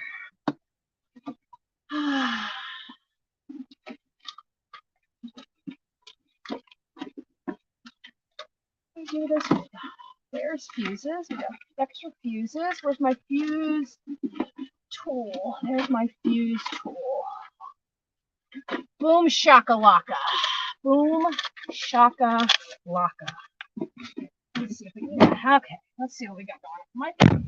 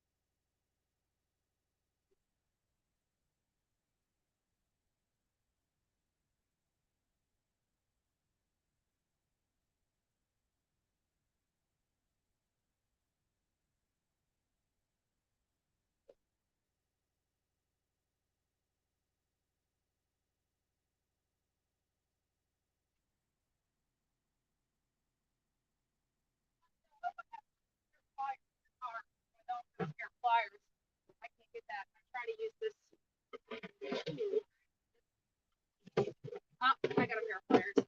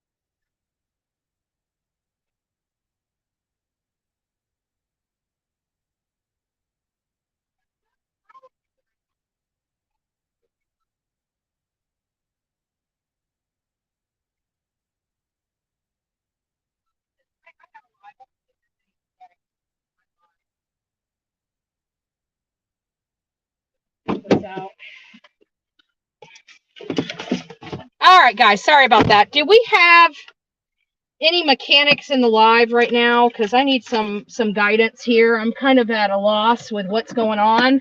It appears she has plenty of battery juice, but her car won't crank. It's not could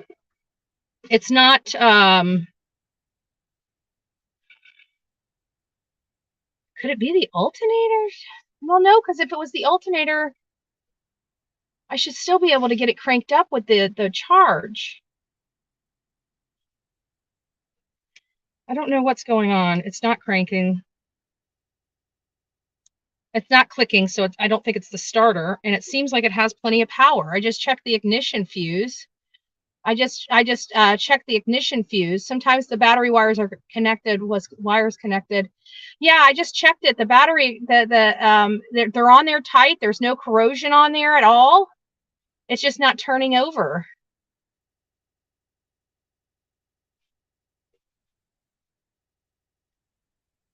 Gas. It does nothing. The key does nothing. Belt brake. No, because then it would still crank, wouldn't it? It'd still turn. I mean, it's not even turning over. Media update the app, covering Laken Riley. Yeah, I'm covering your battery dead. It might be, but it's showing us fully charged.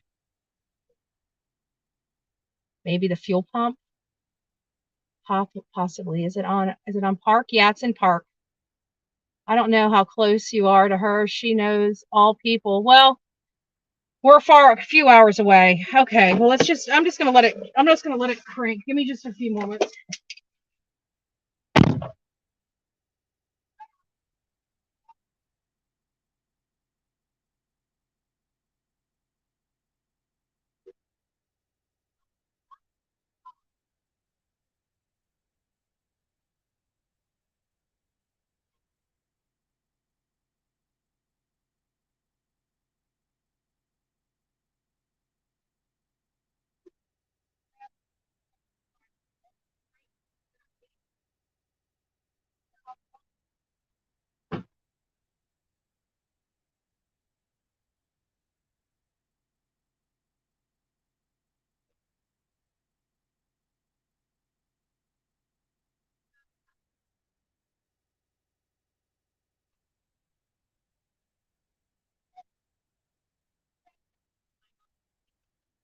The issue is with the check engine light.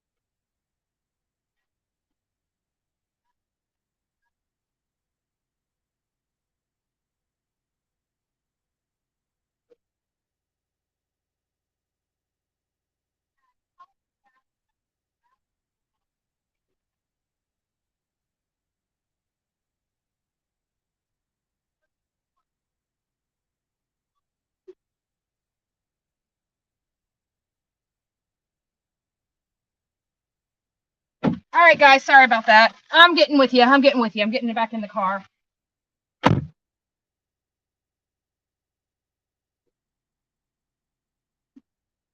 You know what? Let me plug this directly into the machine. Hold on a second. You know what? This might be the problem right here. Hold on a second. Hold on a second. I'm not sure why I didn't do this to begin with.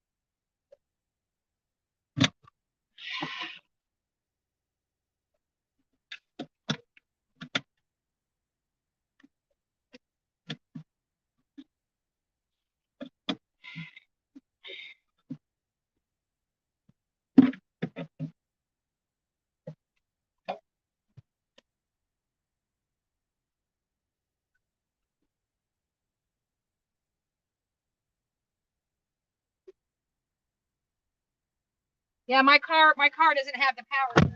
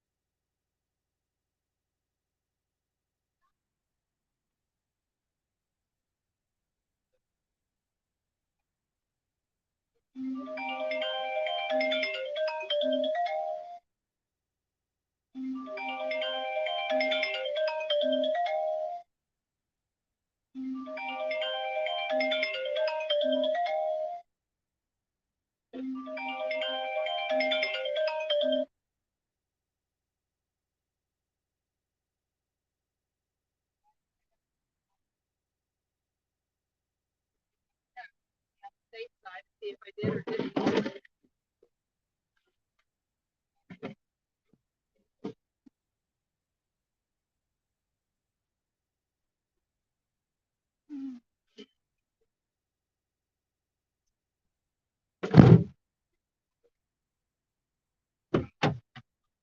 You have no other problems in that car. I can tell you that. I just did the diagnostic check on it. You got no problems whatsoever. You just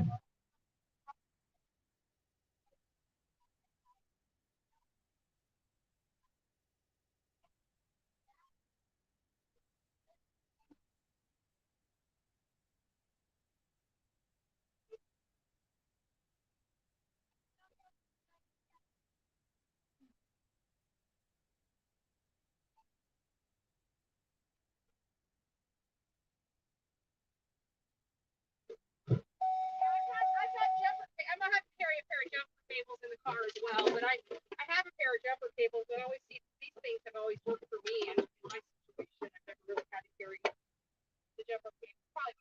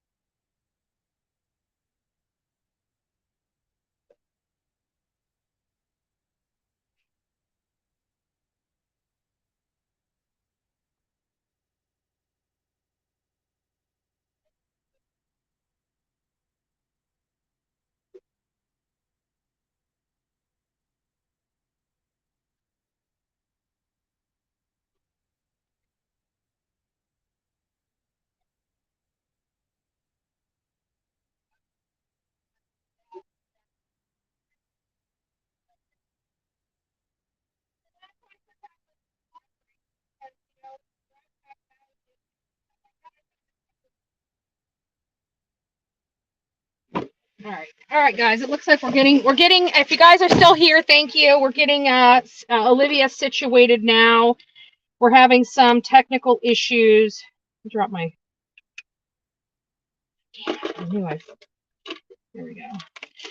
We're having some technical issues right now with Olivia's car. I think it's a battery. Her battery's like 4 years old. God bless her for having a battery that long, but I don't know how she managed to do that. I can barely keep a battery in Florida for 2 years, let alone 4. So I have a funny feeling, and I can't get my car starter, my battery starter, to stay plugged in or work for her. So I can't really do a whole lot without having something to charge her battery with to find out if it's the battery. My battery charger here. Let me show you. I got this handy dandy. Let's see if I can turn this around for you guys. My hands are already starting to bleed. I've already cut my hands all to hell. Oops. Trying to work on it. Let me get you guys switched around here. Okay, there we are. Hey guys, I've already got my hands all cut up and dirty right there. So it's like one of these things. Let me show you what I got. So I got this right here. Actually, I need to find out who it belonged. What the hell just happened?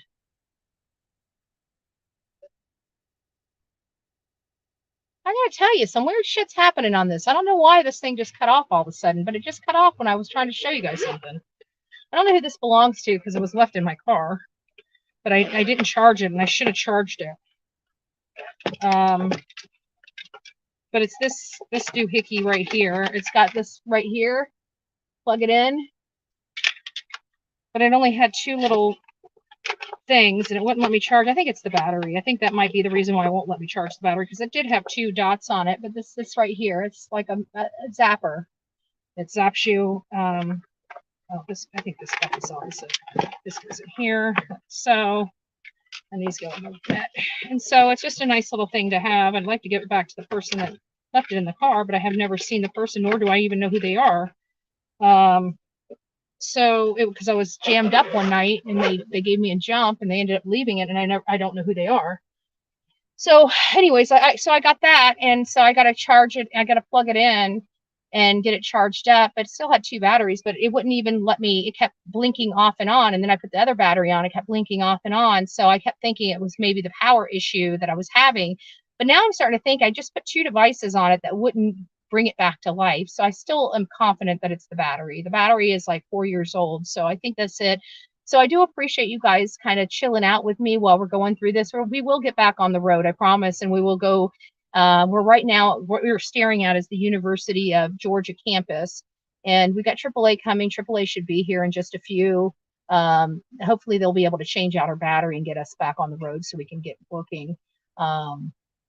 That's kind of where we are right now. So just shit that happens when we're on the road. It usually is me. This time it's Olivia. So we'll work through it and get back on the road shortly. So you guys are just here for the ride. You guys wanted to see what goes on behind the scenes. Well, here it is. This is the stuff that we deal with literally on every single trip that we never broadcast, because again, we do true crime and I do some political stuff. So you guys don't really, you only see the stuff that we let you see. You don't see the behind the scenes. Well, this is just a rare moment where you get to see some of the problems that we have behind the scenes.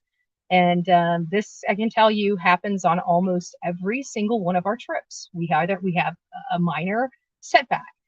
Some are a little more extensive than others. Like when we had to go move somebody from a hotel, I had to do all the heavy lifting and labor in Tennessee. It wasn't really fair to me, but I was trying to help out somebody that ended up screwing over my whole team. So, you do things. Those are the types of things that set you back when you're out there to do work. But it is what it is. So we'll wait for AAA. You guys are just going to hang out for the ride, and then we'll get back on our stuff. So I'm just going to turn you guys around. You guys are going to look at the beautiful University of Georgia campus, and you're going to like it.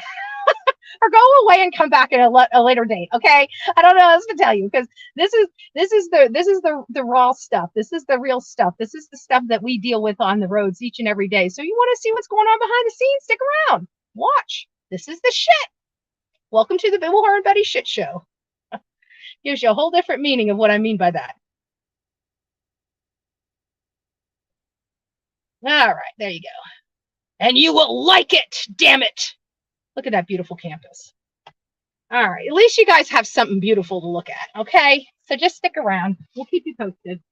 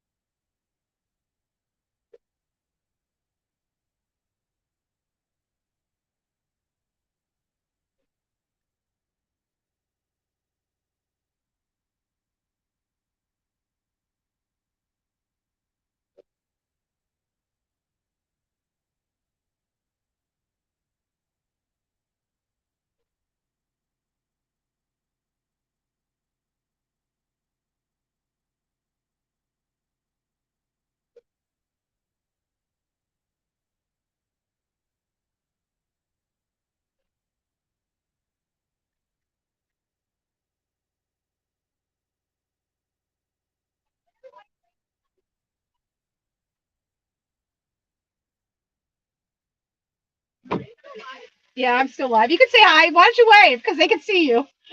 They're not going to see you here. Hi, everybody. There's the birthday girl. Yeah, I didn't want them to see in the.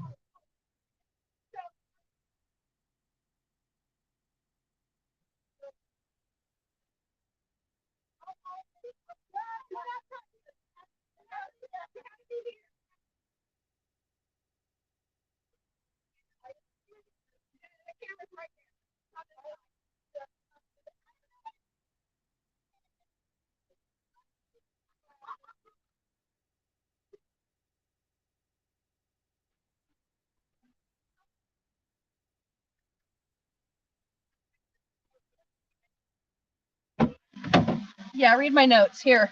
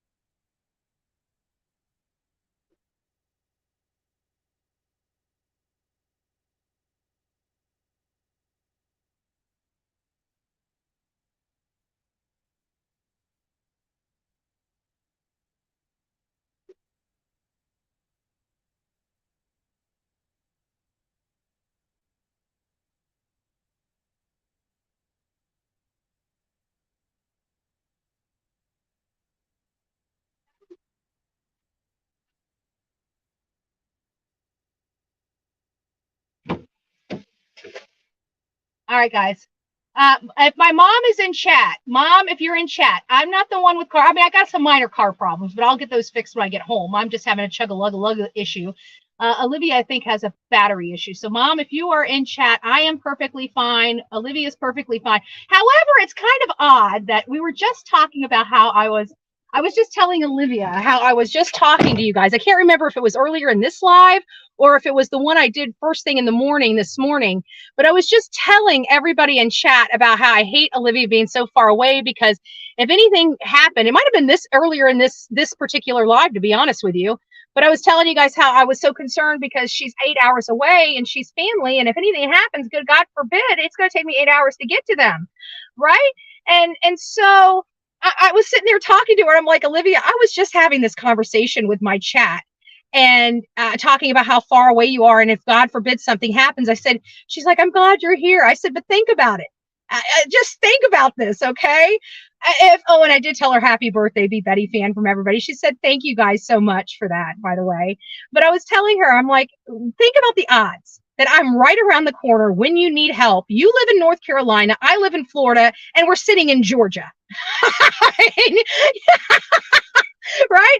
We're from two separate states and we're in the same location when she breaks down for her very first time. I don't know. I think that's divine intervention if I've ever heard it, right? They're not out here alone. I'm with them. For this, it wasn't that bad. But what happens the next time? What happens the next time? So I think Olivia's, I told you, maybe a year or two, she's going to reconsider. If you guys have a rich man that can buy her a condo in Florida to appease me, please send the rich man my way. I'm not really a gold digger, but I'll be a gold digger to get my sis back in Florida. Shh, don't tell nobody. That'll be on tonight's 7 o'clock news from the 8 channels. Oh my God, did you hear Betty? Did you hear Betty? Yes, we heard Betty. They actually think they're exposing me. This is the funniest crap I've ever heard. They're exposing me with the stuff I put out there to the world. Again, I don't know where you've learned how to expose people, but that's not really exposing people. When you take what they're saying live and into the public, which I say everything live and in the public, it's not like I'm saying it in a top secret meeting that you recorded and put out in the public, like exposed me, right? You're taking my own words and you're taking them that I publicly stated. So I have exposed myself first and foremost, right? You didn't expose me because you don't have the power to expose me because you're a fucking idiot that sits behind a computer. But either way, I digress. You sit there and say, so you know what? Let me expose myself and say, we're broke down. Okay? We're broke down. Lord have mercy. It's not the end of the fucking world. It's not 7 o'clock newsworthiness. Okay, Bullhorn Betty broke down. So what? So what?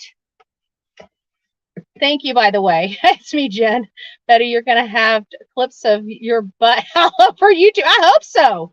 And I want all my mods to be in there and tell them that she told you exactly where to kiss it. She told you what side. I gave him the crease, baby. Okay? I gave him the starfish. If that doesn't tell you how I feel about him, I don't know what does, right? And I even had a smear on my britches for him. Yeah, it's right for them. I slipped and fell to put the smear so they could see it. That's what I think of them.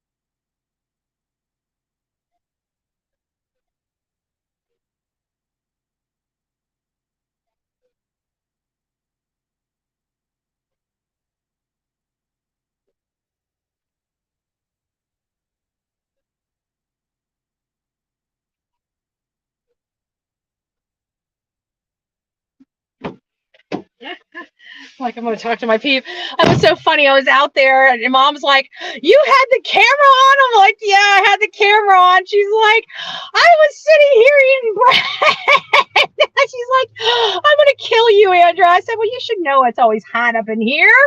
It's always hot up in here." I just told her, I said, "Let me go sit in there. We got AAA coming for her battery." I think it's the battery. I did it. I have this machine. I've had it for years. It's a little. I recommend everybody getting one of these.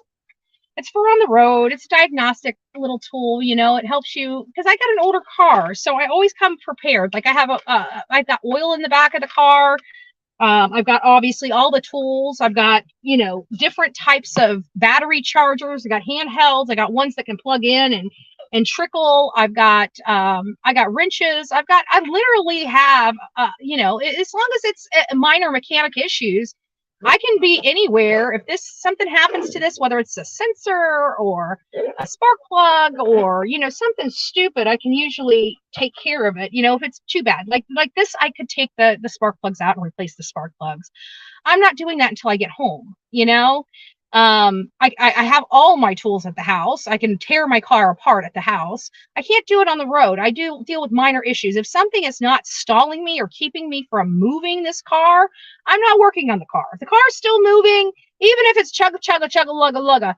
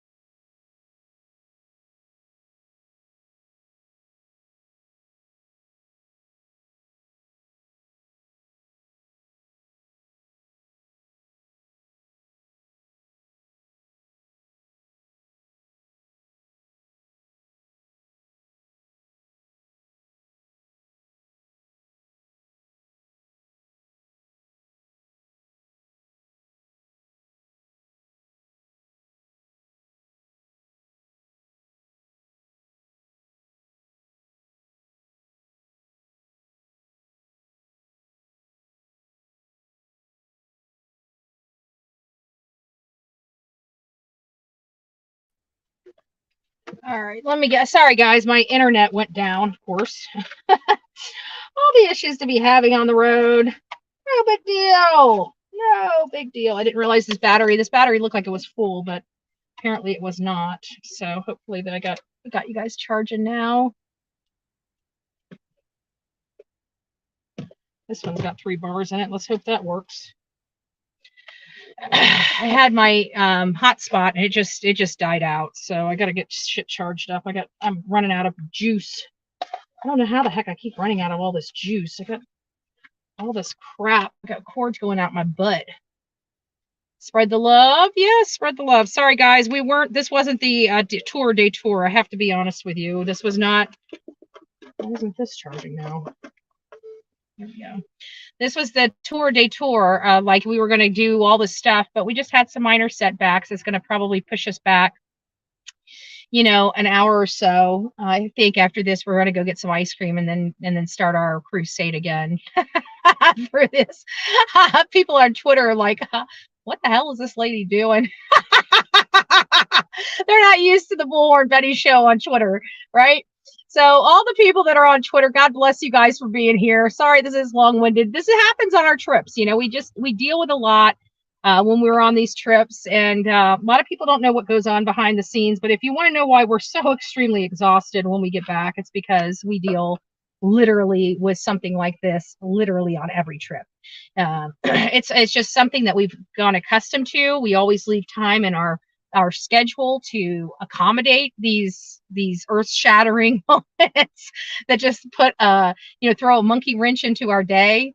But literally every single trip we have something, we never expect everything to hit 100%. I don't even think we've ever had a trip that's gone without a problem, whether it be a battery problem, whether it be an internet problem, whether it be a car problem, whether it's a combination of those problems, whether it's just, we're just women and having a mood, right?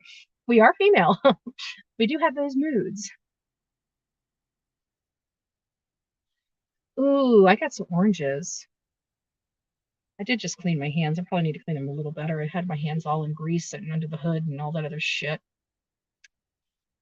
But I think the problem's the battery, which they would have had to replace anyways. And I'm glad that they were here. I'm glad I was here with them when they had this, because I tell you what, it's very stressful, especially when you don't have somebody that, like, I don't know a lot about cars, I really don't. If when it comes to stuff like if I diagnose a problem and say it's an alternator, and I need to, you call a shop, they're going to charge you anywhere between $600 to God knows how much, $400 to $600 to change out your alternator. Okay, I'm not paying that kind of money. I'm going to go up there. I'm going to get my alternator for $140 or $160 or $180, and I'm going to slap that puppy in myself.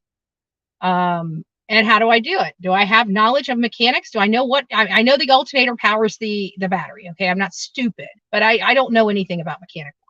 I know enough to get me out of trouble. That's about it. So what do? I use YouTube. I go on YouTube and say, hey, how do you change an alternator in a 2012 or 2011 Chevy Equinox? And it just plays the video. So I pause the video. I take this screw out. I take this screw out. I drop this. I drop that.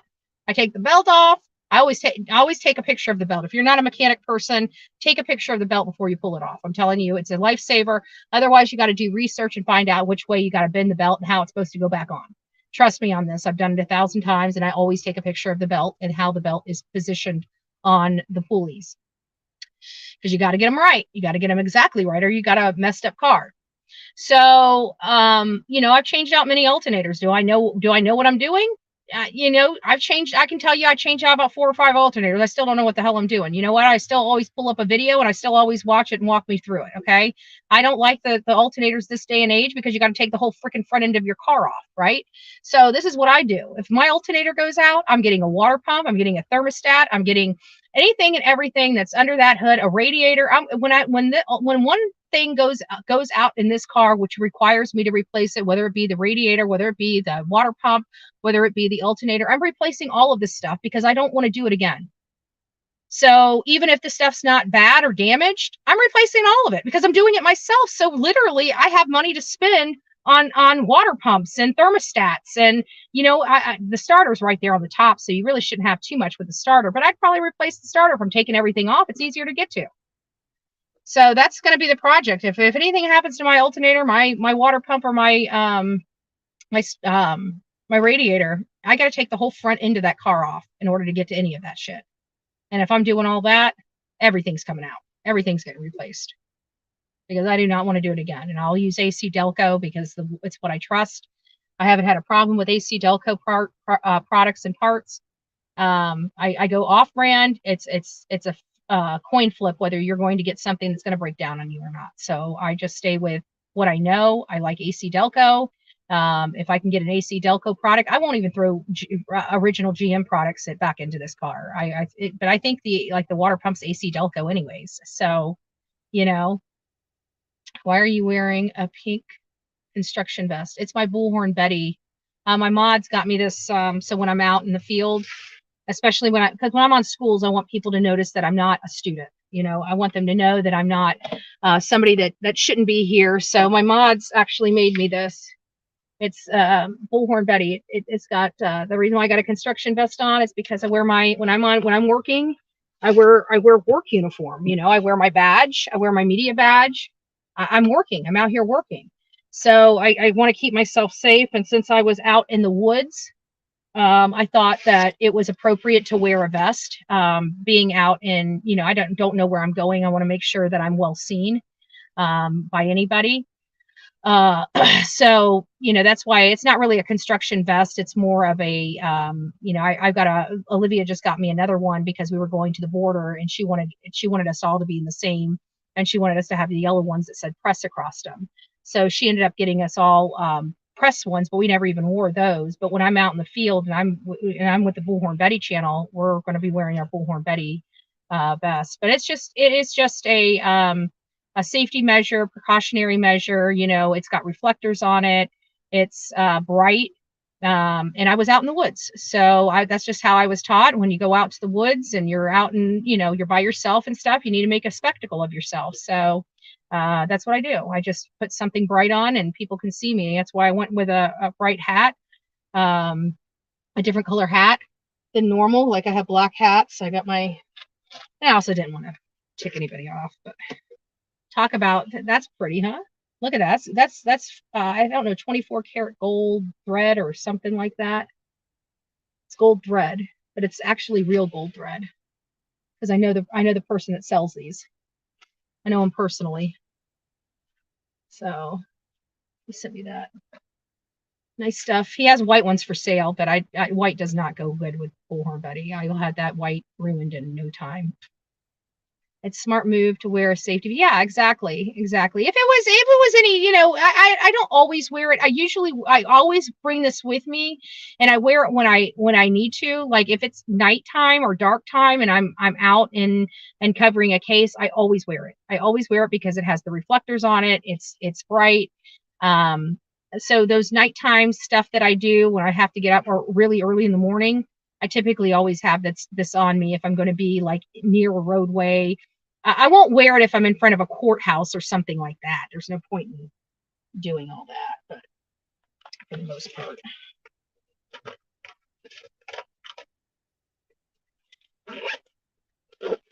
So where are we at? Yeah. So right now, all we're doing is just waiting for AAA to get here. I might have to move my car so they can get in here and work, and I don't mind doing that. But everything I tried just wasn't working. And I asked him, I said, do you guys have it? Because usually before your battery goes out, you always have a problem, most cars, but theirs is a little bit older, the newer cars. Your air conditioning goes out first. You usually think you're having air conditioning problems or your compressor has gone out. And AAA, yeah, I got Progressive. I like AAA or Progressive, but it's just easy for me to pay for it monthly with my insurance. So I used to have, I think they even cut back on that because I remember with my insurance, I remember they gave me like 100 miles free. And I think the last time I checked, they're like 20 miles. I'm like, how the hell? Because I had brought my car back from one place. It was like over, or not, it wasn't over 100 miles. It was under 100 miles, but I never had to pay an additional fee. So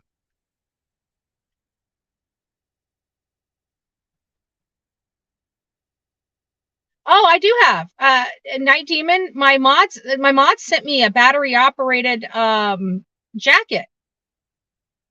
I've got a warm jacket. I didn't bring it with this trip because honestly, I didn't think it was going to be this stinking cold. It was freezing. It was like when we left for Texas, it was like 70 degrees, like 60 at night, 70 during the day. It didn't require anything heavy. And when we get there, they had a cold snap and it got down to the 30s. Of course it did. We rolled into town. Hell froze over. I should stop. But we were freezing. And then I get here and I'm thinking, I looked at the thing and it said like 50s and 60s. And I'm just like, okay, but today's in the 60s. I mean, it's hot out. I think it's, with it being 60, I think it's hot for me because I've been in such cold weather for the last month that 60 actually feels pretty good. I'm not wearing any jackets. I only got one little thin legging on. And I've got my vest on, my vest, which probably got dirty from falling. I had Olivia check my butt to make sure there's no more on it. I saved the best for the haters. Eat my shorts has a whole new meaning. I love Bart Simpson.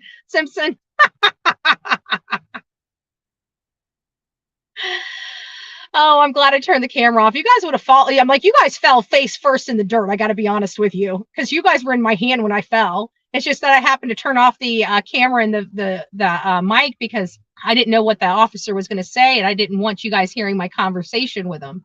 If it was friendly, I would have turned everything back on. But sometimes I've just got to, let them know where I'm coming from if they start giving me a rough time. And I don't like that being broadcasted if at all it can be helped, sometimes I got to wrestle with people. And but it's my right? It's my right. I have a right to be here. I have a right to cover a story. I have a right to expose the poor decision making, the poor policy making of Washington, D.C. I have a right to do all of that.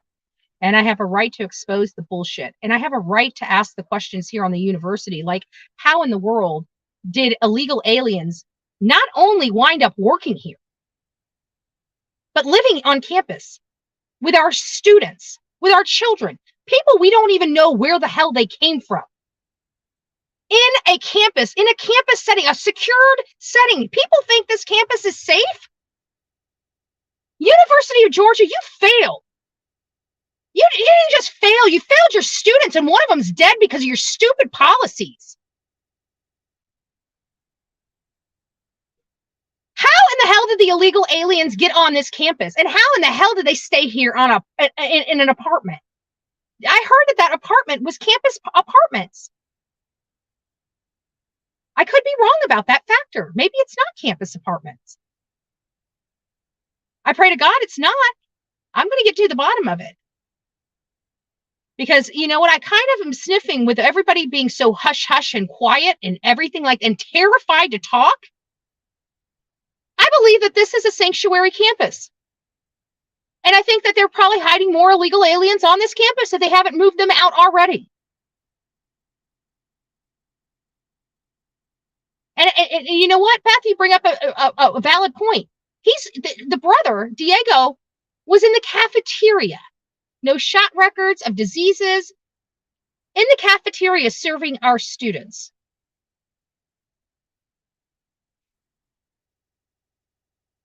I could be wrong about this. Sometimes my brain gets the best of me, right?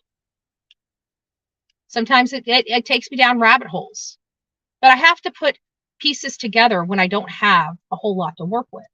And here's the factual information that I have to piece together. I have to piece together that there were illegal aliens on this campus.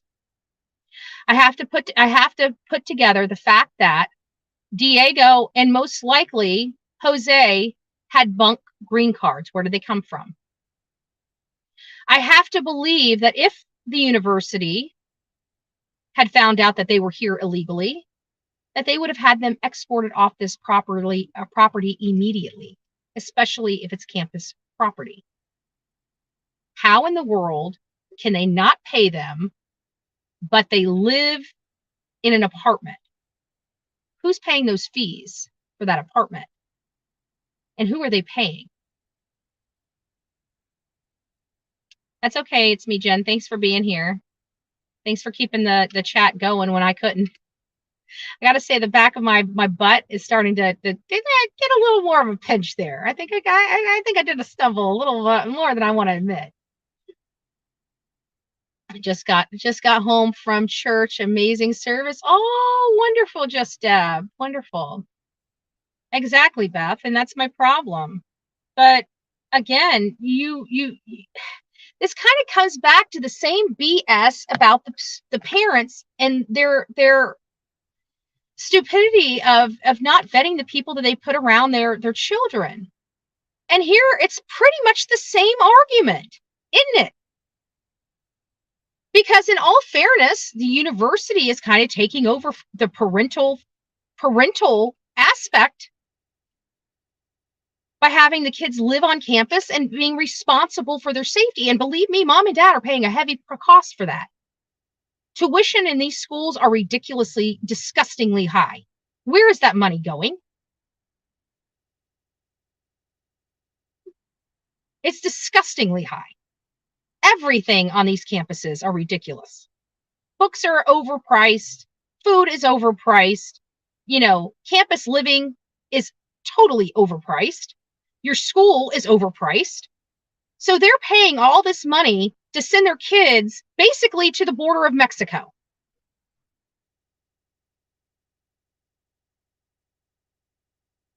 I just want to know, and I want to know if there's more on campus. Are there more people that can injure that we don't know about? Because this was awfully sneaky, don't you think? Like, it was almost like the university just got caught with their pants down. That's the way I feel. Like they got busted. They got busted hiring illegals, being a sanctuary campus, and having illegals on campus and working on campus. And then pulling the, oh, we didn't pay them. Are you sure? Not even under the table for cash? None.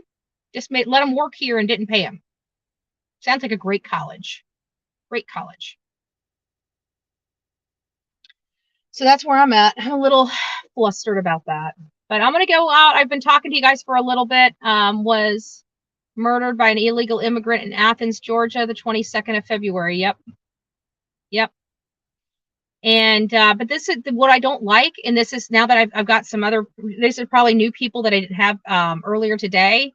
This is the problem I'm having, is the fact that not only did they break in here illegally, so they already broke the law coming in here. Since they've been here, they have done nothing but commit crimes. Okay, they were committing crimes in New York when they landed in 2022. So yes, it is possible that he is still responsible for Rachel Morin. I heard that they got here in September, and I'm thinking September 2023. That's after Rachel's demise. And now that I know that he came here September 2022, and he has only been in Athens, Georgia for a little over a month. So in a month, you've managed to just pull out of your butt that you want to kill a woman on a running trail? And a woman that was not too far from you just so happens to be killed by a guy with the same haircut. I'm still thinking he's good. You know, I got off the Rachel Morin thing because I thought it was 2023. Karen put in here in the chat that it was 2022. I said, are you sure about that? I heard it was 2023. I looked into it. She was right. It was 2022. So if he only went to Georgia, Athens, Georgia, a month ago, how did they get here? Who got them their job? Was it the Catholic Charities? Are the Catholic Charities now becoming a monopoly on lying on applications to get illegal aliens jobs that they're not allowed to have in our United States? This is an organized thing, folks, if you haven't noticed. There's a reason why he's here. There's a reason why he had a Buck green card. There's a reason why he's staying on campus. This is almost the Underground Railroad bullshit we were reading about in school in our history classes.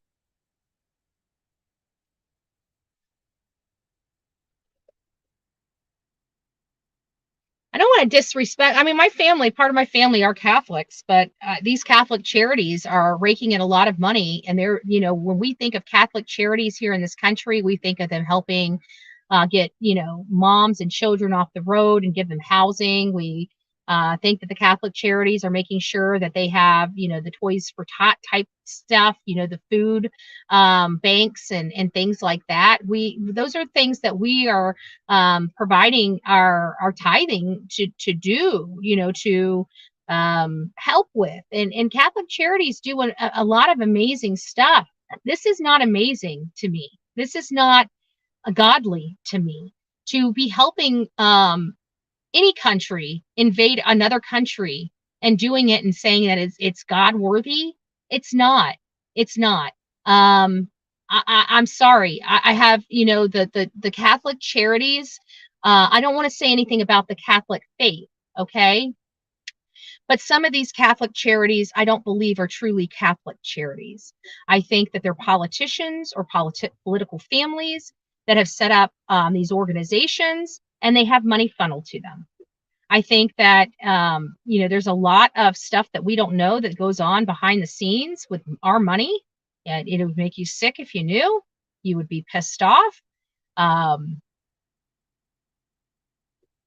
But that's on the tax level. But see, some of these Catholic charities are getting our federal funds.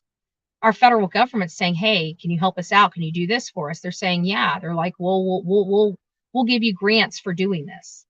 We'll have a grant prepared. All you need is have your grant writer write in the grant proceeds, and we'll go ahead and push it on through and get it approved for you. That's how those things work. Trust me, that's exactly how things work.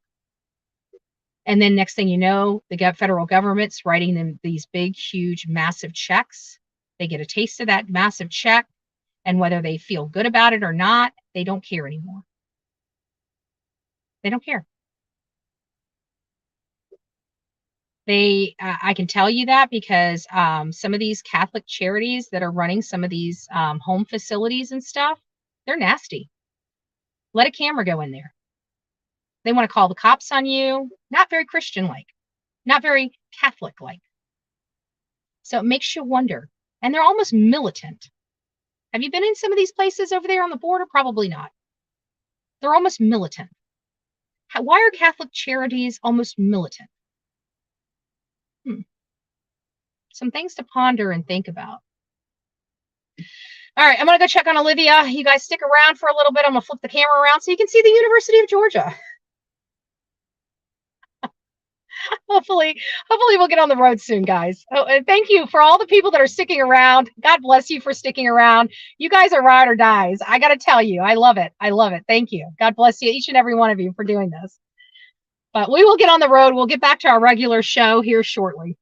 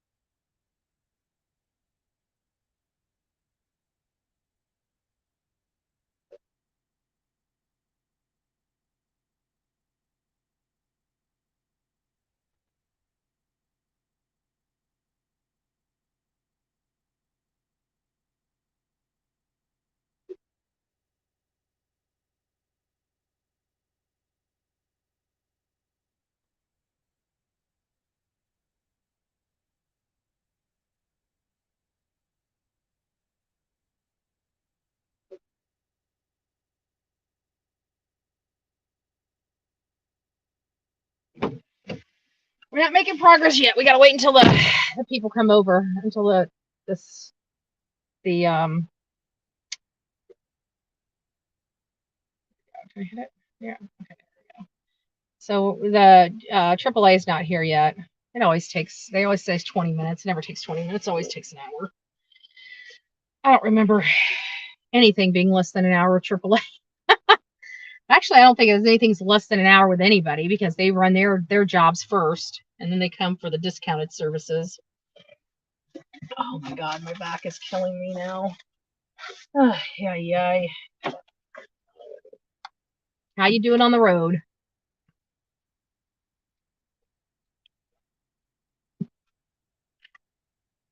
Coffee is my only fluid intake. Well, mine too, except I got some sweet tea. I got a jug of water. I got some sodas in the thing. I even got some chips around here, more so than the ones I got here. I don't know what I did with them. I got some Fritos. I got some. I don't even know where the hell my food is. I got crap all over the place. Cookies. Did I bring the cookies? What did I do with the cookies? Ooh, that's what I need. I'm making some cookies.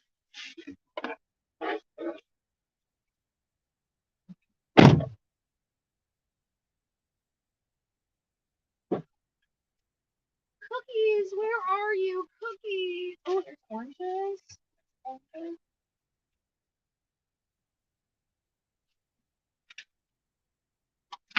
Fruit pie. Should be happy. It's a tip.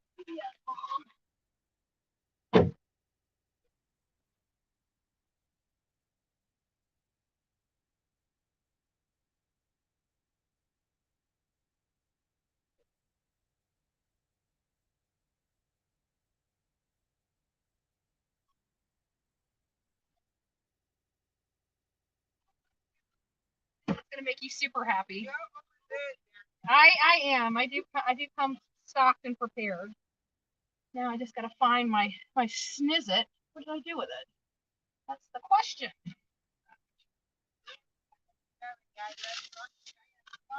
All right, this is gonna make Olivia feel so much better.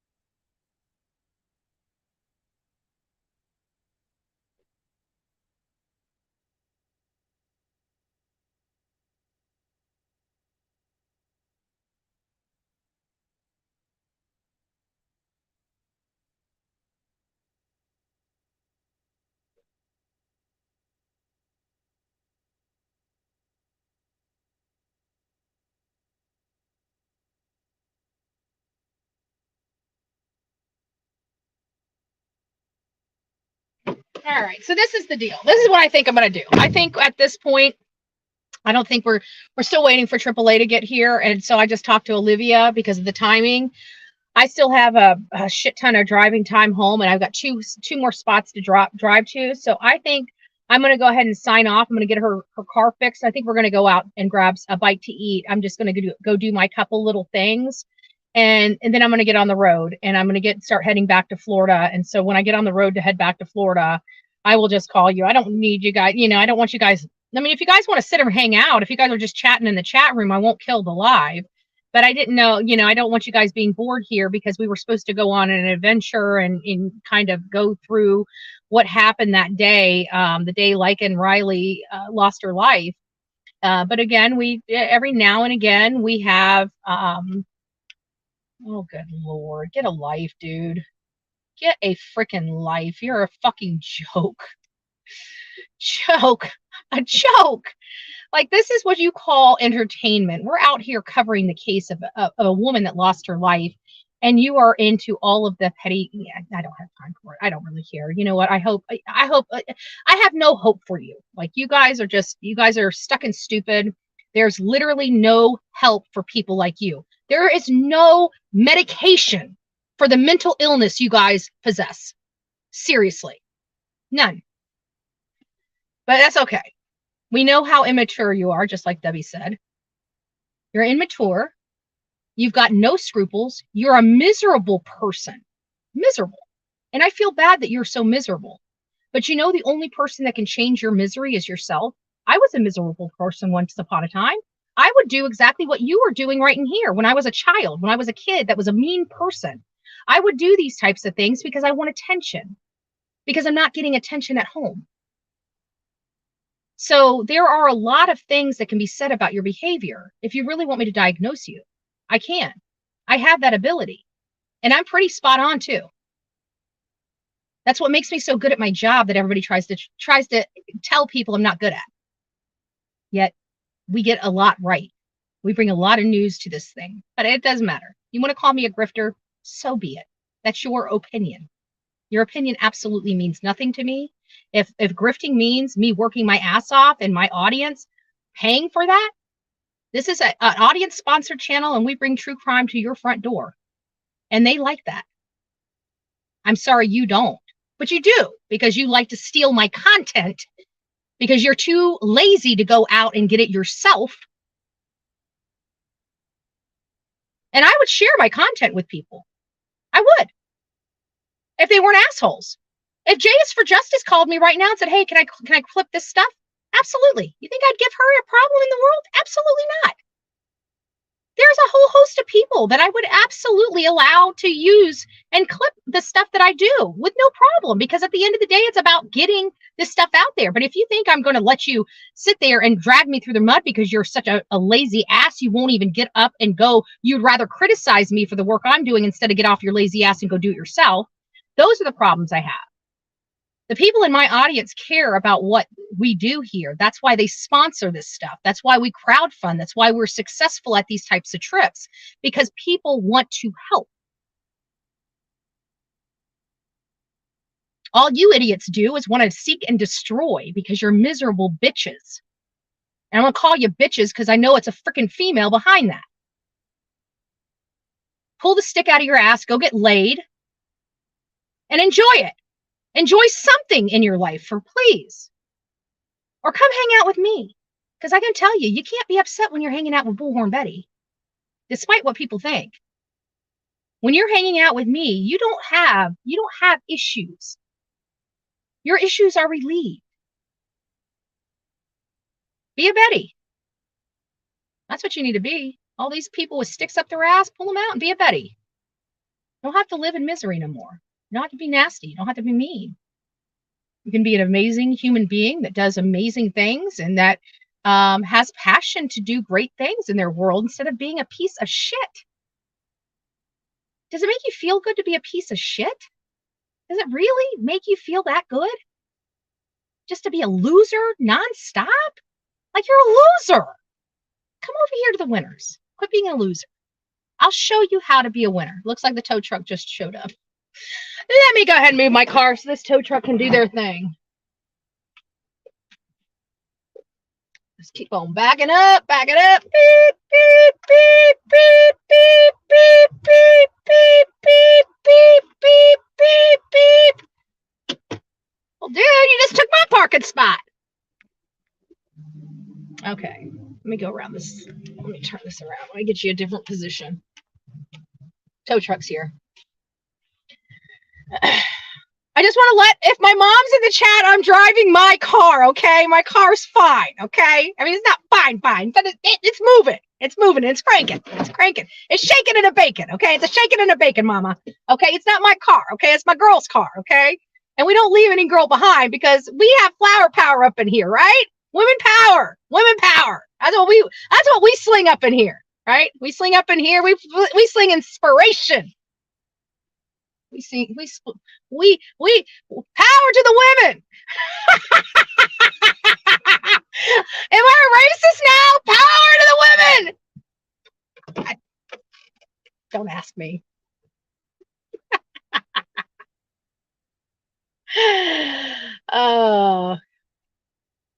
Been keeping haters' channels fed for the last 3 years. Bullhorn Betty, baby. Don't say I didn't give you nothing, bitches.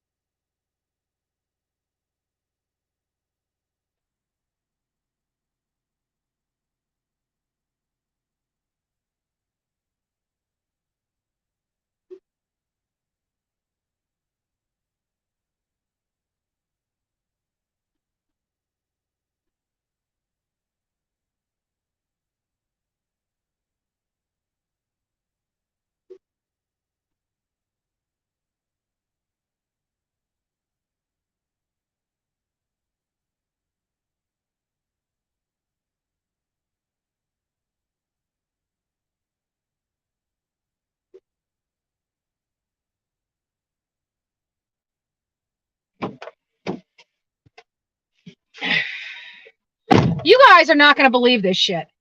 I mean, you guys are not going to believe this shit. I'm serious. You're not going to believe it. If I told you, you guys would call me a liar unless you guys were absolutely here yourself. Y'all, the guy got here, stuck the freaking key in the car, turned it over, and it cranked up.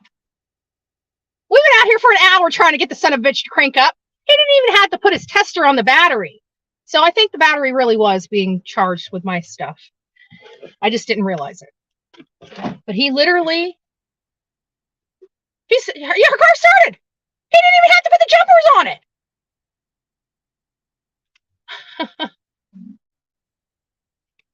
I make content so you can make money. So you can make money. LOL. Well, that's pretty much how it works with these hate channels. I make the content. They steal it. They make probably more money than I do, and I spend all the money to going out here and getting it. You know, kind of sucks. It's kind of pretty shitty, if you ask me. It's theft. It's theft. That's what it is. They can call it anything they want to call it, but to me, it's stealing. It's stealing, and that's why they make laws. It's theft. So, you know, these real life laws are going to come in play with social media. I'll tell you that right now.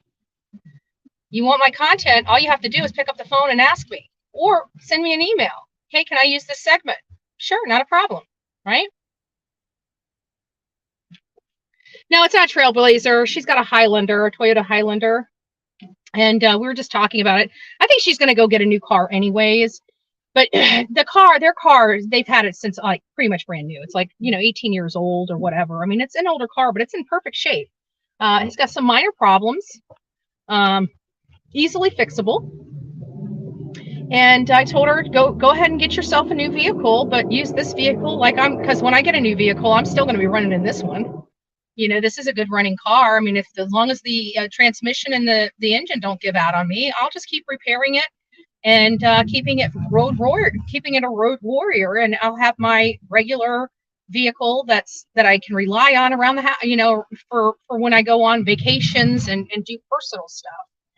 So, I think that's probably better suited because they got a great car, just like Black Beauty. She's not the prettiest thing in the world, but she gets us from point A to point B. But there's nothing worse than going and buying a brand new car and putting a shit ton of miles on it. It just brings the value down of the vehicle. It's not worth it. Like, I'm going to run this thing. This thing is going to be ran into the ground. When it's done, it's going to a salvage yard. Like, it's either going to, that's the only way it's going away. That's what I do with all my cars. I run them into the ground. If it's not broke, I don't fix it. I'm a conservative woman. I'm a cheap bitch.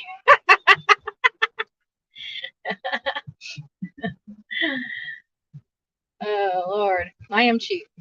I'll do things. I'll try to do, but you know what? Sometimes cheap isn't always the best, right? You gotta use judgment. You gotta use judgment. Like the whole Fitbit. I told you guys about the Fitbit bands, right?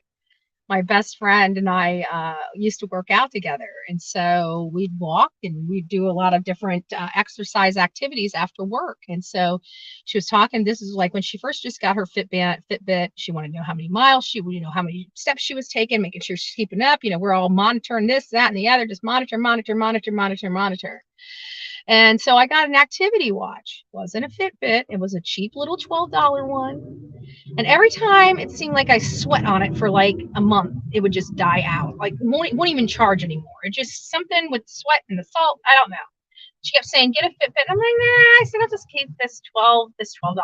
And then we started, working out and stuff. And hers was calibrated differently than my calibrated. Mine wasn't calibrating the steps properly. So, I did that. I ended up going through, I think it was like 10 bands or something like that. And so at $12, so you're looking at like $129 right there in bands. I still didn't have the same band. And she's like, you know what? Here. So she ended up buying me one because I was so cheap. I wouldn't break down and buy a freaking Fitbit. I would buy these little things. But then after she bought it for me, it tracked everything as well as it was going to track and whatnot. It was what was it? It was I just never got away from it. So I still, even though I now have a different Fitbit than I had, this is the Versa. I've now, she's turned me to Fitbit. Okay. I'm not buying the $12 bands anymore. Sometimes you just gotta, smack me upside the head. Like, quit being so cheap. Right. Because I wasted $120. I literally put a match to $120 for these cheap little activity bands that wouldn't last longer than a month with the activity I was doing. That was the reality of it. The bands weren't working. But now I have a Fitbit. I keep a Fitbit on me.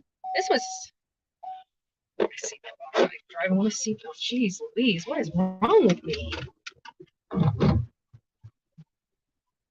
We always like to arrive alive, follow all the rules of the road until I'm off camera. And then, of course, I take the seatbelt off and start driving crazy and do kamikaze stuff like flip the car. And, I put it on that. Have you ever been to Sturgis where they have the big ball? You get the speed going. Yeah, I do all that too. You just don't know it because I turn the cameras off. I do a lot of devious and criminal stuff when the cameras are turned off, like speed down the road and, use other cars as bumper cars. If you guys think I'm lying, I am. Okay. Just joking. Want to see how much misinformation gets out there. I haven't had a speeding ticket in a really long time, folks. Okay, just to let you know, I'm all over the country. If I was driving reckless, I'm pretty sure I'd have a ticket or two. I'm cheap too. I know. And it just is, it's something, I don't know what it is, but sometimes you just gotta, I'm a knucklehead. I'm a knucklehead.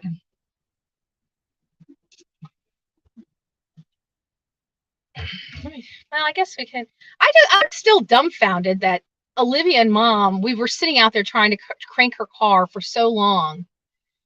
And all of a sudden, 20 minutes later, just cranks up. Or an hour later, it just cranks up. He gets in the car, sits down, wants to crank it up. Boom, boom, boom. Done. I've never in my life. Just weird shit. I turned around and told Olivia when that happened. I said, Olivia, this is a sign from God that you need to be back in Florida. I don't know what your signs you're getting, but this sign's telling me you need to move your ass back to Florida. I did. I said, this is a sign from God. I brought God in. I learned from the best. The guilt. The guilt trip. I'm planting the seed, folks. I'm planting the seed. But I think she's already, I don't know. I mean, I know she loves the area that she's living in. It's beautiful. It's mountainous, but I don't see her staying in Florida. She's already talking about buying a condo and living half in Florida, half here.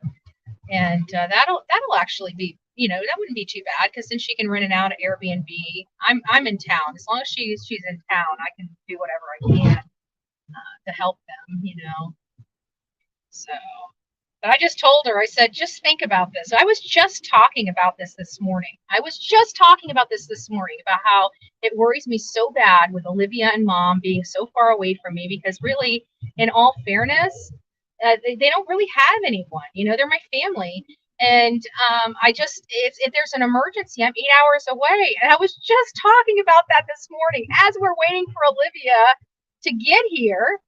And I'm over there in the trails with you guys. She's at the University of Georgia getting some video content.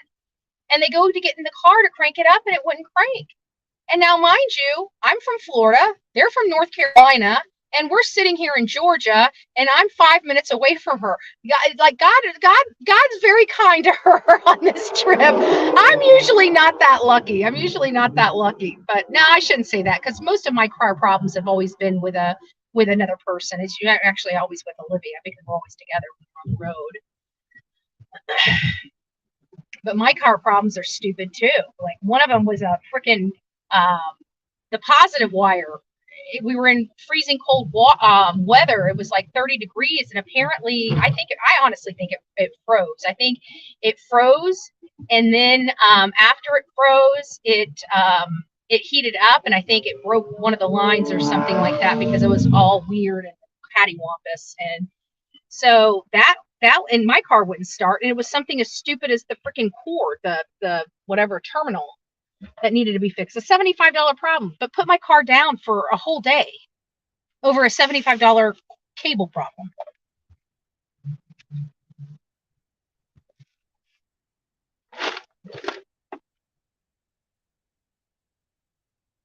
No, go ahead. I'll let you out of the car. I don't want. All right, guys, I'm gonna flip you around. We're at the auto parts store. You guys are gonna sit and wait if you guys want to. Actually, you know what? I think at this point, I think I may just let you guys go. You guys want to sit? Yeah, I'll just leave it. What the hell do I care? If you guys want to sit and chat with you guys, go ahead and sit and chat. It's not killing me none to have you guys on here. I got to do my own thing anyway. So there's the auto parts store. You guys can watch the auto parts store. That's where we're at.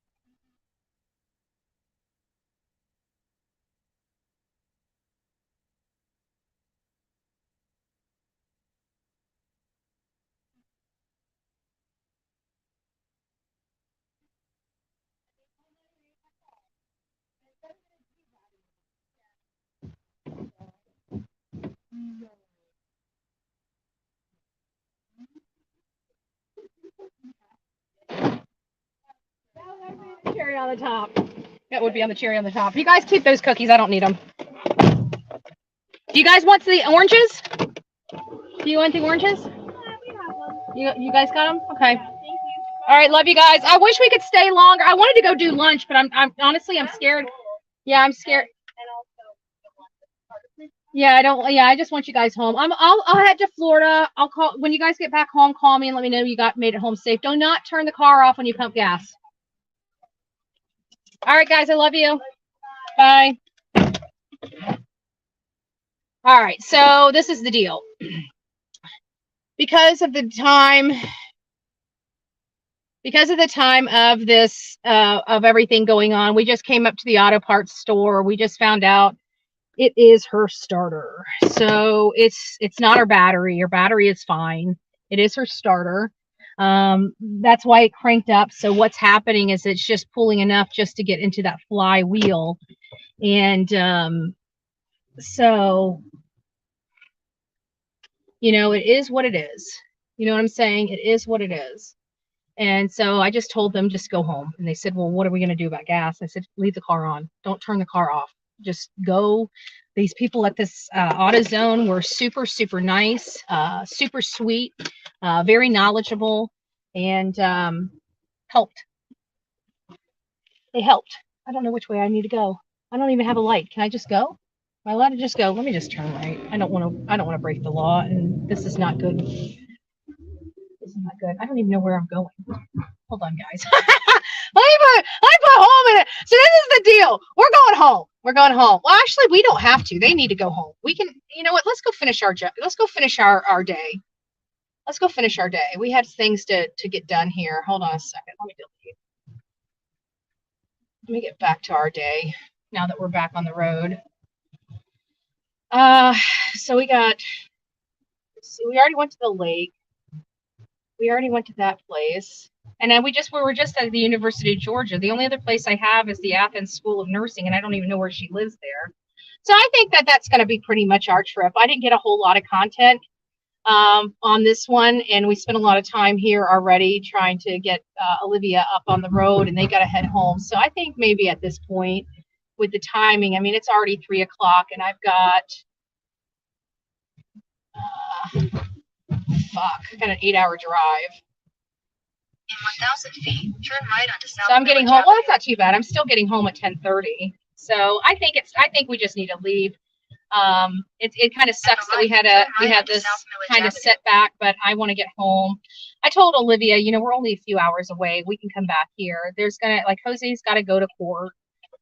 We can get some more content. It'll give us an opportunity to maybe, reach out to some people and see what's going on here. And of course, if I'm going to reach out to continue on South Village Avenue for the 1 political mile. arms here in this community and see if they need any help with their, they got elections coming up, and this is a big issue.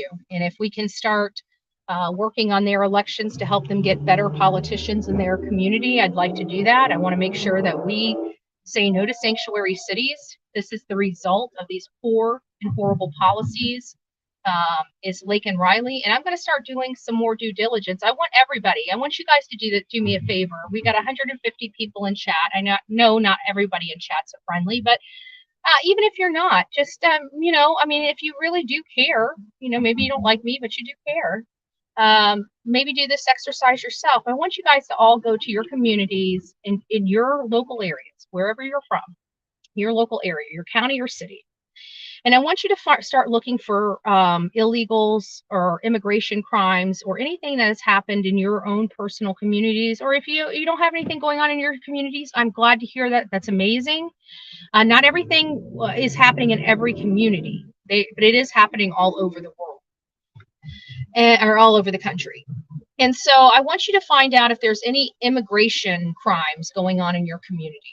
And I want everybody, I'm not looking, well, I guess we could look at some, just send me everything, even low level, robberies, shoplifting, anything that you hear or see. But I have a funny feeling what we're going to find out is that a lot of this stuff was omitted. You know, because of our PC culture here, our mainstream media is not providing us the information. They're actually enabling our government to keep allowing this invasion to happen. They're not being honest with the people. They're not reporting the true news. They're not reporting the true facts. When's News Nation going to stand up here and say how many people in this country in the last year have died from at the hands of an illegal, whether it's been drunk driving, whether it's been homicide, whether it's been some other violence? When is News Nation going to run a piece on it? How about ABC Action News? When is ABC going to run this? When is Court TV? When is Law and Order or Law and Crime? When are our legal news feeds going to start informing us, the people, about this major issue we have in our country? I'd like to know. Are you going to leave it to the social media to deal with this? Because we will deal with it. I will take everybody all over this country and we will expose what's going on if you guys are ill-equipped to do so.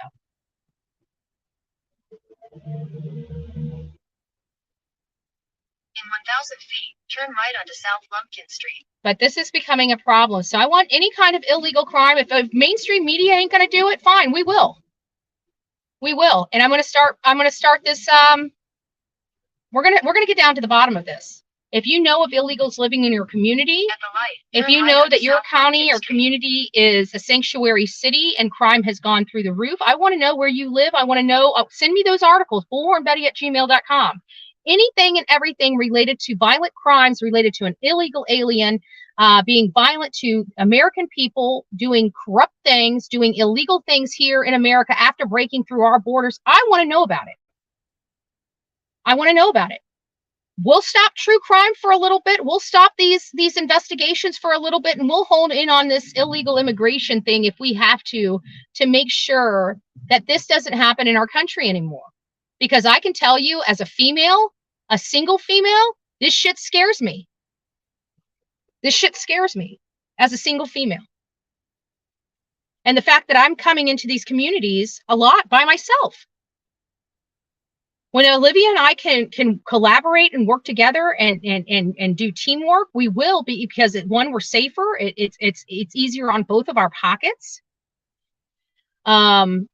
It's a way because we both do the same kind of stuff. We just do it different ways. So it's a great way for both of us to get into a community and do our thing, because we don't do totally opposite things, but we do our work totally different.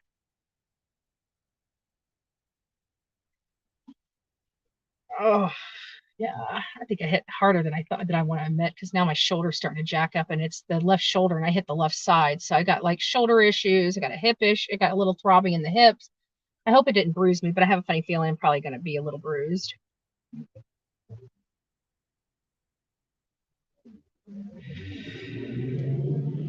I can tell you the one thing about the stuff we do is it does wear and tear on the, not just our bodies, it does wear and tear on South Lumpkin Street for 1.5 miles. On our vehicles. And it was kind of crazy, because Mom was just talking about that when we were in Texas. She was talking about the wear and tear. And we know it, but our cars are so much older. It just doesn't seem, So we'll get it all worked out and figured out.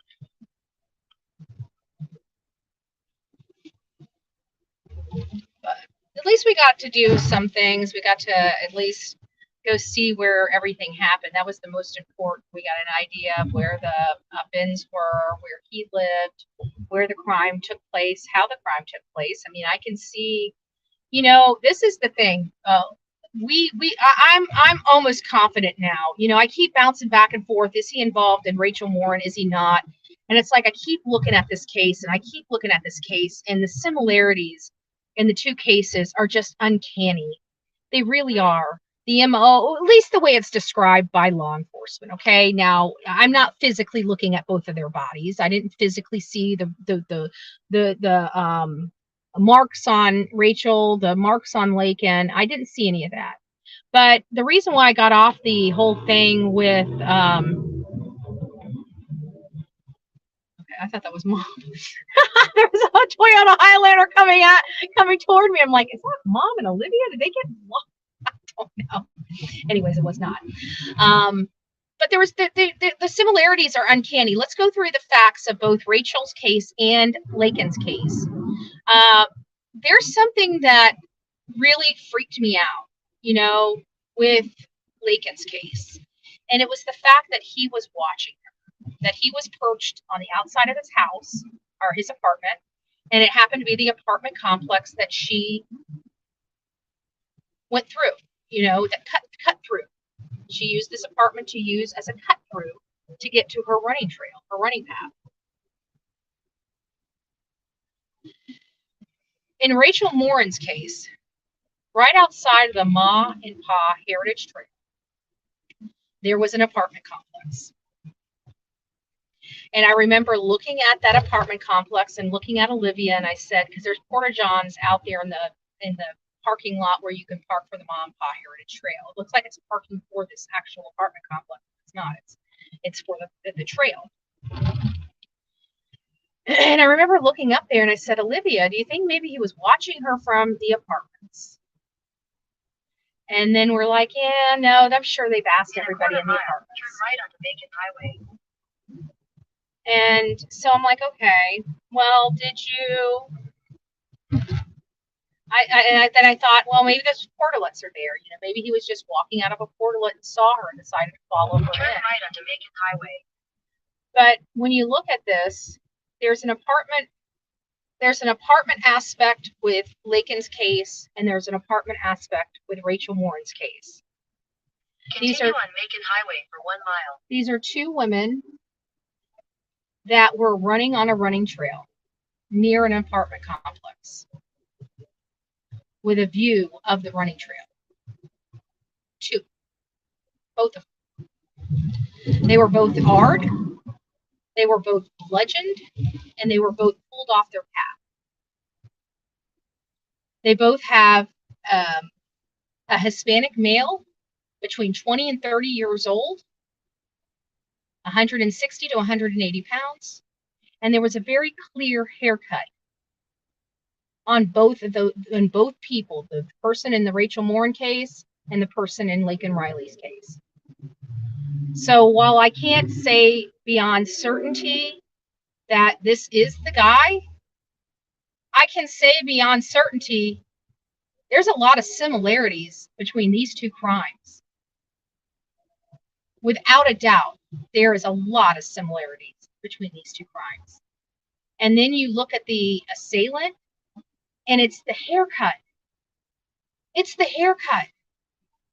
It looks like Jose lightened his hair. You can clearly see it has been lightened. And you can clearly see those sideburns that look like they've been grown, the sides that look like they have about 6 months of growth on them, where it's just enough hair just to cover it up. But it's still there. I'm sorry. Right onto White Oak Road. I am very, very sorry.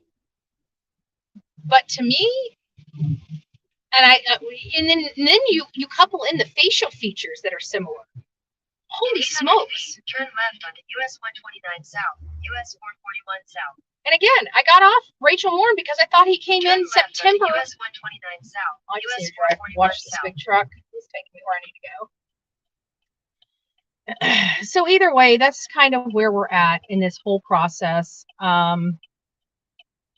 But I really am starting to get back on the bandwagon that I think this guy could be responsible for Rachel Morin. I don't know how many creeps we've got stalking women on trails in broad daylight, coming out of the bushes and attacking them. There's two I know of, one in Maryland and one in Georgia. And this guy just so happens to be in New York. And and according to the article, it states that they just moved here a month ago. So within a month, he bludgeons a woman to death? And he's married?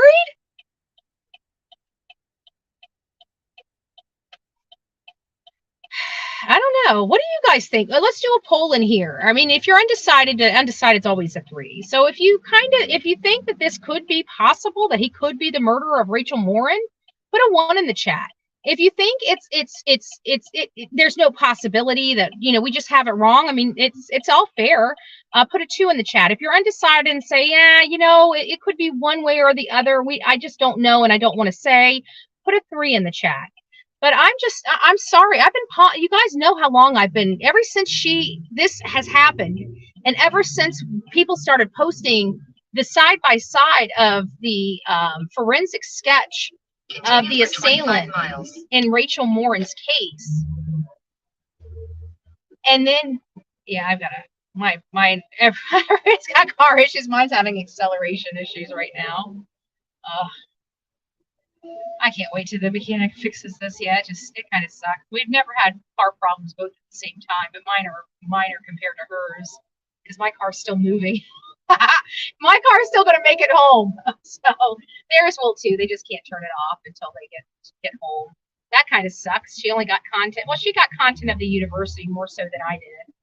And then I got content of the trails more so than she did. So I'm just going to go ahead and send her what I have so she can at least make a video. That just really kind of sucked, though. They come out all the way for 2 hours, and then I just was just perplexed. I mean, seriously perplexed. I'm like sitting there. We've been sitting there over this car for, good God, an hour, right? I mean, you guys sat out there with us for what, an hour? And the guy literally gets out of his truck, and he's like, I just need to listen to the sound to see what it could possibly be. Mom hands him the keys. He gets in there. I said, nothing happens. I said, it doesn't even click. He puts the key in, he turns it over, and the damn thing starts. And I'm like, what did you do? He goes, I didn't do anything. He goes, I just cranked it up. I'm like, we've been trying to do that for an hour. You didn't do, like, I was like, really? You didn't do anything? He's like, no, ma'am, I didn't touch anything. I just wanted to see what the sound was like. So, and I, so we went there, and they did a test on the battery, and he did test the car, knowing that it was okay. But he listened to how she cranked the car up, and he could hear. He says it's not catching the flywheel, it's just spinning in there, and it's catching every now. That's why it's taking so long to crank up. So the guy at the auto parts store truly believes it's the starter. So I just told them not to turn the car off. That's when I have issues with the battery. Karen can tell you, she's been with me when my battery wouldn't, and it was nothing but the core. It was the cable. It was that cable that I didn't realize that's what it was. It was still its cable. The cable was a little too short, and it was popping off because I have this panel that goes over my battery. It's a horrible design. I hate it. Absolutely hate it. Pain in the ass. Biggest pain in the ass. It's like, really, you couldn't have found any better place to put this shit than on top of the battery? I don't get it. These engineers and stuff, they get a little too creative, and none of it makes sense. Actually, the only thing that makes sense is they want to make sure that all your repairs when I see stuff like that, they're keeping their repair shops in business. I mean, they're designing them to do that. I mean, think about it. You can't even change your own headlight this day and age. Like that's like the normal run-of-the-mill thing that every parent has taught their child that has owned a car. It's like the privilege, the rite of passage of a parent to hand the keys to the car is to go through the car maintenance with the child and showing them how to change out the freaking bulb of your headlight bulb. And that the car manufacturers have taken that ability away from us. You have to drop the whole front end of your car to change a light bulb. Have you lost mind? It's when it becomes easier to change your own brake pads than it is the light bulb to your headlight. We've got a problem with our car builders. I'm sorry. That's so stupid and asinine. You couldn't put a little pocket in there for us? We gotta take the whole front end. We have to pay $1,000 to change our headlight now? I don't know what idiot thinks that that's a good idea. A headlight. $1,000. Yeah. Yes. The last time I checked on pricing to change out a headlight, you were looking at $600 to $1,000, depending on what car you drive. That to me is ridiculous.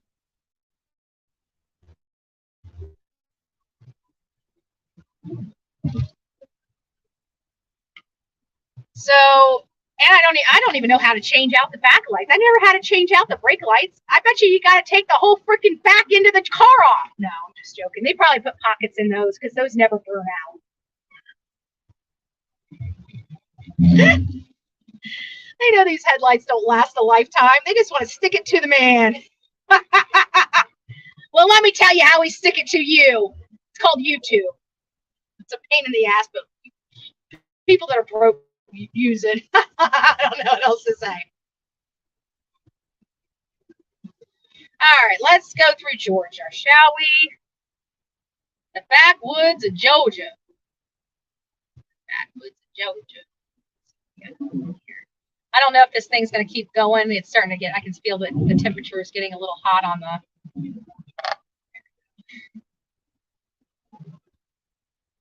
This is the Samsung that doesn't have the SIM card. Like the whole thing that holds the SIM card and the extra memory card. I don't know what happened to it, but it's gone. It's missing out of this phone, but it's actually got a decent camera, a decent back camera. The camera on the front of it, the reason why you see it glare when I flip it around is that's got a crack right through the camera.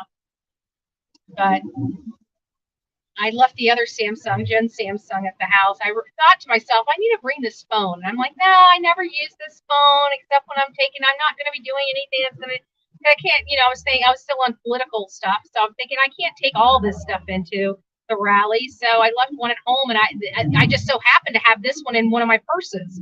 I got a purse in my luggage, and I got my little over the shoulder thing, the Under Armour thing that Karen got me that I carry my wallet and stuff in.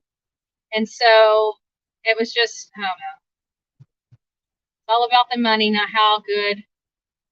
Oh, yeah, not about the, yeah, exactly. But you know what? In all fairness, I'm noticing that cars are staying on the road longer. I know we're paying a lot more money for cars than we once did, but I'm noticing that cars are staying on the road longer. And the cars are, even the crap cars still run better than the crap cars back in the day. Those beaters back in the day sounded like sewing machines going down the road. Most of the cars this day and age, they feel like a sewing machine going down the road, but they sound smooth. Just a little bit of a rough ride inside.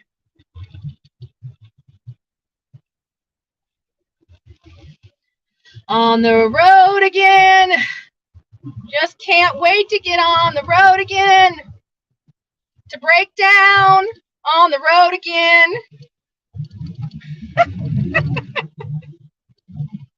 We're moving, guys. Mom, if you're in the chat, I'm still alive. I haven't killed nobody and nobody's killed me. We're doing good. Doing good. I feel so bad for Olivia. Mom was just worried about that. This is going to probably, I don't know. It's so funny because we were just talking about it with Mom. We're like, yeah, we're on the road. It's like we can't sit still. It's we go home, we look around, and we're like, we can do so much more outside the home than we can do inside the home. And that's kind of where our minds go. What can we do? Oh, I just realized I still have my glasses. I'm like, why is everything so damn blurry? I still have my glasses on. My glasses are for reading, not for driving. Like, why can't I see the tach of that car? Why is my eyes going again? No, they're not going. I had my readers on.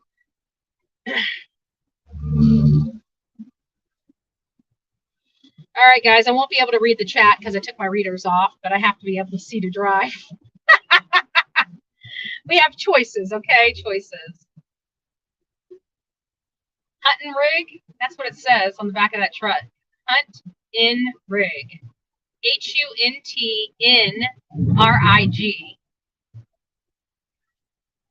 I'll take it. He's a hunter. I see the old "Don't Tread on Me" emblem in the back. He might be my kind of people. Well, I might like North Carolinians. I like North Carolinians. So this is the backwoods of Georgia right here. Oh, I gotta tell you guys this. You guys know how much I loathe roundabouts. If you don't know, Robin can tell you. Miss Robin will tell you. Her and I got into a heated argument about these damn roundabouts. She loves roundabouts, absolutely loves roundabouts. I do not like that. I think they're being vomited all over our country. I think they're a trendy situation right now. They're more expensive to put in than a traffic light, okay? More expensive. That means every time you see one of these roundabouts, it's costing the taxpayers more money to put that in there. More money. And it's a trendy thing that's going to end up not being trendy anymore because they are the most frustrating things to deal with. Would you believe, you're not going to believe this. What is the purpose of a roundabout? Do you know what the purpose of the roundabout is? Can't see chat, but I'm going to give you guys about 20 seconds to respond. The purpose of a roundabout is for traffic control, to slow traffic, right? Not to cause additional accidents, not to have fruit from our fruit rigs dumped over in the middle of the road, which they have been because of the roundabouts. Lost lots of fruit, lots of oranges in Florida because of these stupid roundabouts. But I have to tell you, Pam and I were driving through, is it North Carolina, South Carolina? Might have even been Georgia. I got to call her and ask her. There was a roundabout in BFE in Farmville. That is exactly right. They stuck a freaking roundabout in a place where there was no traffic. All that was around were cows. Like, did they need a cow crossing? Like, I call Pam. I'm like, what? And there wasn't just one in this area. There were two. I called Pam on the phone. I said, we are in BFE. Why in the hell is there a roundabout in BFE? What is this? Who's this roundabout for? The cows? The chickens?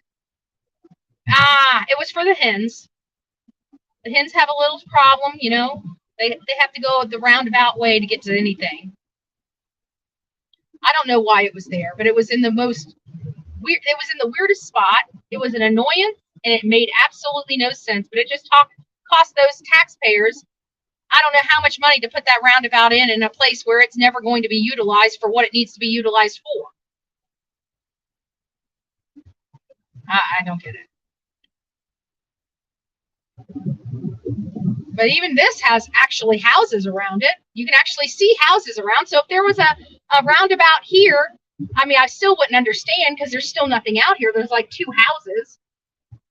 I would understand it though. But when you're looking out and you're seeing fields and fields, pastures and pastures of cows and livestock, and not barely a car on the road, you're looking at this roundabout saying, why in the hell is there a $50,000 roundabout in the middle of BFE? And actually, it was probably more in line with about, I don't know, $500,000 as opposed to 50,000 or 100,000. I think those roundabouts cost, I think, upwards of $500,000 to install, and they had two in a place like this. Oh, look at that! There's Christmas trees. Look at this. We got a Christmas tree farm. That's a Christmas tree farm. I see the Christmas trees. Look at all those little Christmas trees. I wonder where they came from. Look at those. Those are ready to harvest. Those are going to be next year's Christmas trees right there. Those are going to be next year's Christmas trees. Holy smokes. They got a Christmas. I never knew that. I need this a little bit more so that's out of your way. There we go. So thank you all for being here. We did Laken Riley. We went on the whole trail. If you guys would like to go back and look at the video, you can. We had like a whole hour of you guys just staring at UGA because we were having some issues with Olivia and Mom's vehicle. It wouldn't turn over. It wouldn't. We thought it was a battery issue. I knew it wasn't an alternator because they wouldn't have made it there and turned the car off and it not turn on. It literally died. The whole car would have been dead. I've had an alternator issue, and I tell you what, that was scary. There's literally no power at all. You can't crank the car. There's no lights. There's nothing. There's no power steering. Like there's nothing. There's no braking. You have to pump the brake. It's the craziest thing. Alternator issues are scary, especially if you're in a very bad area because you're dead in the water. You can't do shit. So I knew it wasn't the alternator, but I couldn't tell. I knew it had to have been the starter or the battery, but I was hoping it was the battery. It's the easiest thing, and their battery was 4 years old. But you know what? That guy tested that battery and said that a battery is amazing, that it's still a good. It's a affordable battery. The last battery lasted her 10 years. 10 years. Shit. They have some batteries. I've never had a battery last 10 years. I've never had a car last 10 years either. I usually traded in before that. But yeah, this one is 12 to 13 years old. But I still haven't had it a decade. Because I've only owned this car for, I think, 6 or 7 years. So I do have, but I guarantee I'll have a new car before I've owned this one a decade.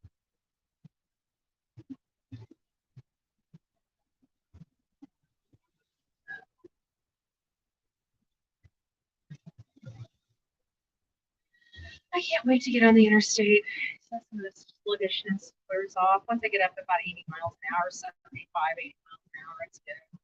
Yes, I speed on the interstate.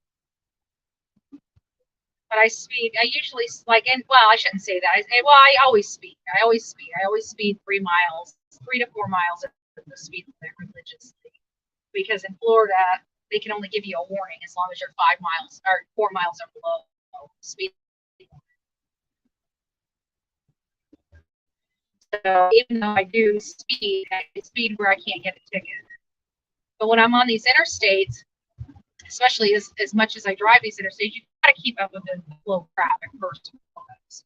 I can tell you, North Carolina drivers, in my opinion, are similar to Florida drivers. You know, they speed, but they don't speed excessively. Then Carolina and those people, it doesn't matter. Like it's grandma eating my ass, right? Grandma's going 82 miles an hour on a 70. I'm like, this is insane. So, you know, South Carolina people, they don't horse around. They hit it and quit it. They want to get where they're going and get there quick. So, you know, on the interstates, if there's a lot of cars on the interstate, if you're going to go, you can't go slow. You just can't in South Carolina. Everybody is over the speed limit, even in the slow lane. Hell, sometimes the slow lane's moving faster than the fast lane in South Carolina. It's insane. And then you get to Georgia, and good Lord, guys, y'all, don't be speeding in Georgia now. Now, locals, they'll know where they can get away with speeding at and where they can't. But if you're driving through Georgia, you don't want to go over 73 miles an hour. I will tell you that right now. Georgia is not a place you want to get broke. Speed in Georgia, because they don't care if you were just pulled over down the road. They're going to give you another ticket when they pull you over up the road. They don't care. Don't speed. They'll give you a little window. I think the best. I think I drove next to an officer at 76 miles an hour, and I didn't realize that was an officer, and I didn't realize I was driving 76 miles an hour. When I realized both, my ass dropped that thing right back down to 73. He didn't give me any problems, but trust me, I've seen people drive 76 miles an hour and get pulled over in Georgia. So just don't speed in Georgia. Don't speed on the internet or interstate in Georgia. There you go. Don't speed on the interstate in Georgia. You can speed in Georgia. If you're a local and you know how to speed, speed. I have a mild foot. That's it. But I try to keep it between the dishes. So far, I haven't rolled the car and haven't wrecked the car. Well, I've wrecked the car, kind of, sort of, but not anything major. I opened a door in the side panel of my car. I had to pop that out. That was, I don't know, 4 years ago. And then I backed up and a car grazed my bumper, but it didn't do anything but just put a mark on my bumper. And it had like a rub pattern on his side door that he ended up just wiping off, and no problem, no foul. So, I mean, I can't say that the car hasn't been any kind of altercations. They've just been minor in nature, so minor that it didn't even require law enforcement. So it is what it is.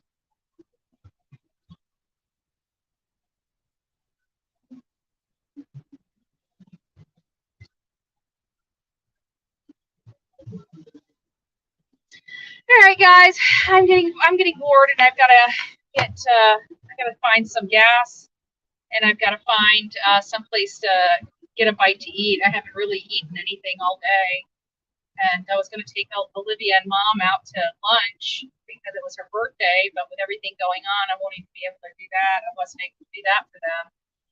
But I did give her some chocolate-covered graham crackers. I made Olivia's day. I brought him some oranges and some fruit punch and some. Olivia is a junk food junkie. She is. She's got an addiction to junk food. And so I knew if I had those, I saw and she could see she was kind of melancholy about being there. They've never experienced anything like this. It kind of scared them a little bit. And so bringing out some fruit punch and oranges and when it was the graham crackers, the chocolate covered graham crackers, when I pulled those out, Mom and Olivia's eyes lit up. It just made it better for them. I mean, you can't take that stuff away. It's so aggravating and frustrating, the unknown, and terrified that it's a major issue when it's usually just a minor issue.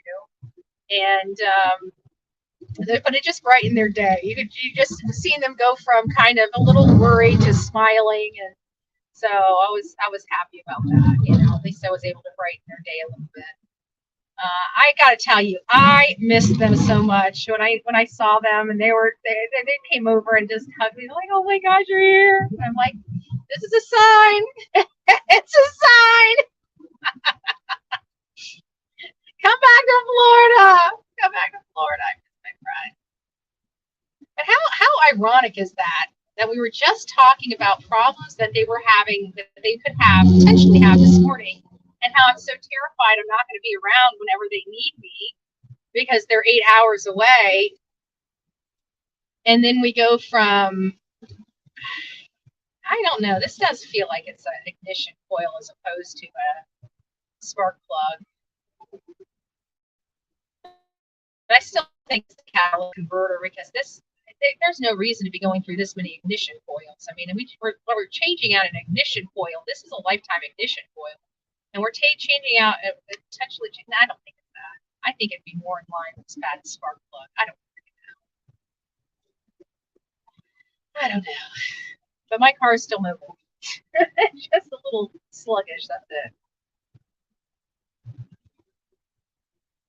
What was I talking about? Love all.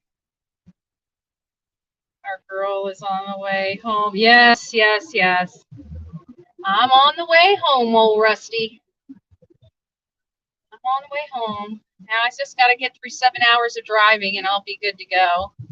If I get home at 10:30 and get showered and in bed, and I won't unpack until tomorrow, I think that would actually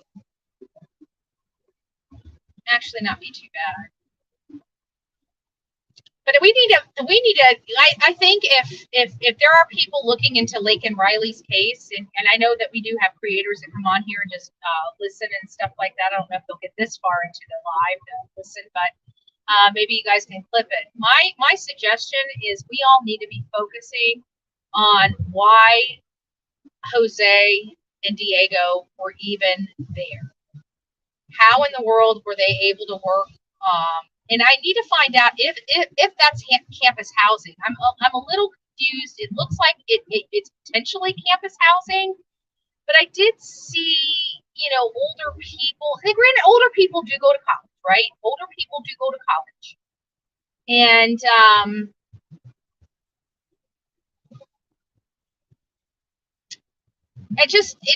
I don't know. It just didn't seem like it was 100% campus. Like I just expected to see a lot younger people there, and there were, to be honest with you, a little bit older people there.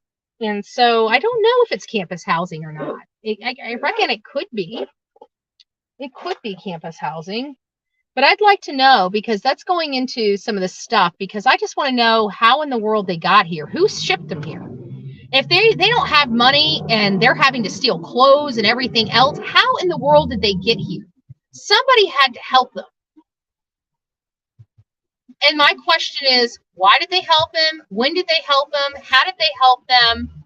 Are they also committing crimes in an effort to help not just this family, but other families? because I think it's time. You know what? When you're accessory after or before the fact, you can go to jail for crimes. And, you know, to be honest with you, the way I'm looking at it is whomever moved this undocumented man, this violent undocumented man that had already been arrested several times in different states or detained or whatever, had legal issues, I would think that they're an accessory before the fact. Because you knew he was committing crimes, you did nothing about it, you didn't, you know, and you actually assisted him. In half a mile, turn left on Bennett Road. Why aren't these, you know, again, we've got laws on the books that could be enforced.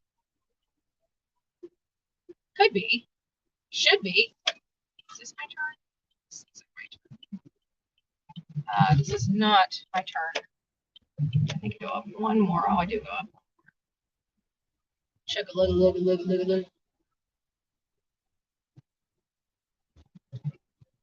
And that means, and I want to know where he's been, because if he is connected or had a friend or his brother lived in those apartments in front of Rachel Morin, because there's apartments there, and it didn't pop into my mind until Olivia and I were talking and chatting about 6 miles. Laken Riley's case and the similarities between Laken's case and Rachel Morin's case. And it popped in my head. I said, holy crap. She's like, what?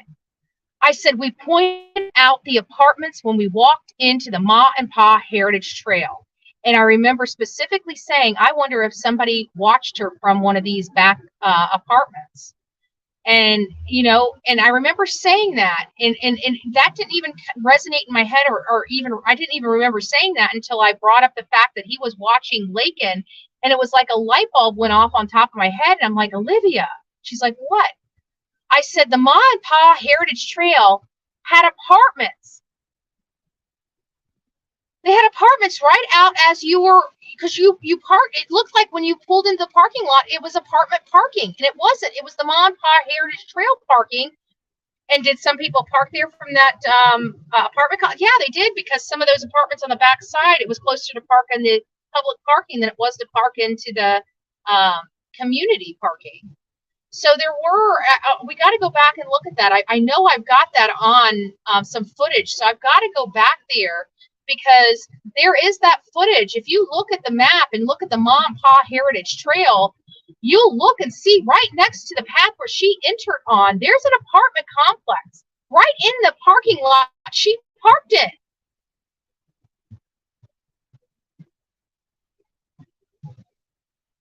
And I'm sorry, it's the sideburns with this dude. It's the sideburns for me. It's the eyes and the nose for me. It's the fact that he resembles that composite in a multitude of ways, in addition to the haircut, in addition to bludgeoning another woman on a hiking trail in the same fashion. So I don't know. I'll let you guys go. But I just want to tell you, I love you. God bless you. If Mom is in the chat, I will give you a call as soon as I wrap up here. I'll give you a call shortly. Well, I'll give you a call in a few hours, whenever, because you'll, if you're watching this, you know I'm okay now. So I'll check in with you in a couple hours, just to let you know where I'm at and what I'm doing. Again, if my mother is watching, Mama Bullhorn, I am doing okay right now, and I will call you in a couple hours to let you know where I'm at, so you know I'm safe and sound, since I'm on the road by myself. So I love you. I'll see you soon. I just want to tell everybody, bless you. Thank you for traveling with me today. Thank you for experiencing some of the headaches that we experience on the roads. This is just one of those things where, you know, we have issues, and it, you know, it is what it is. We rolled through them, and we still do our work. This one we couldn't, because Olivia's got car problems. My car's not doing so well myself. So once we get back to Florida and figure out what's going on, I'm sure it's a minor issue. It feels like a minor issue. It feels like maybe a $100 and something issue that I got going on with my car. So no big deal.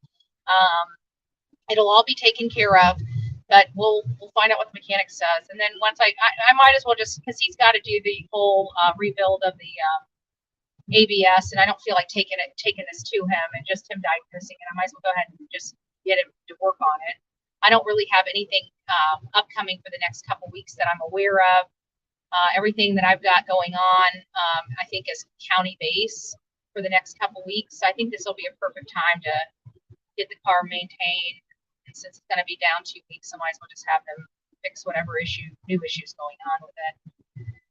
But I think all of this, for whatever reason, because I remember him bringing up the catalytic converter once before and him telling me that we needed to, that it's going to start, it's potential that it's going to need to be replaced in the near future. While I don't think this is it, I actually think this is a spark plug and another coil issue that I'm dealing with right now.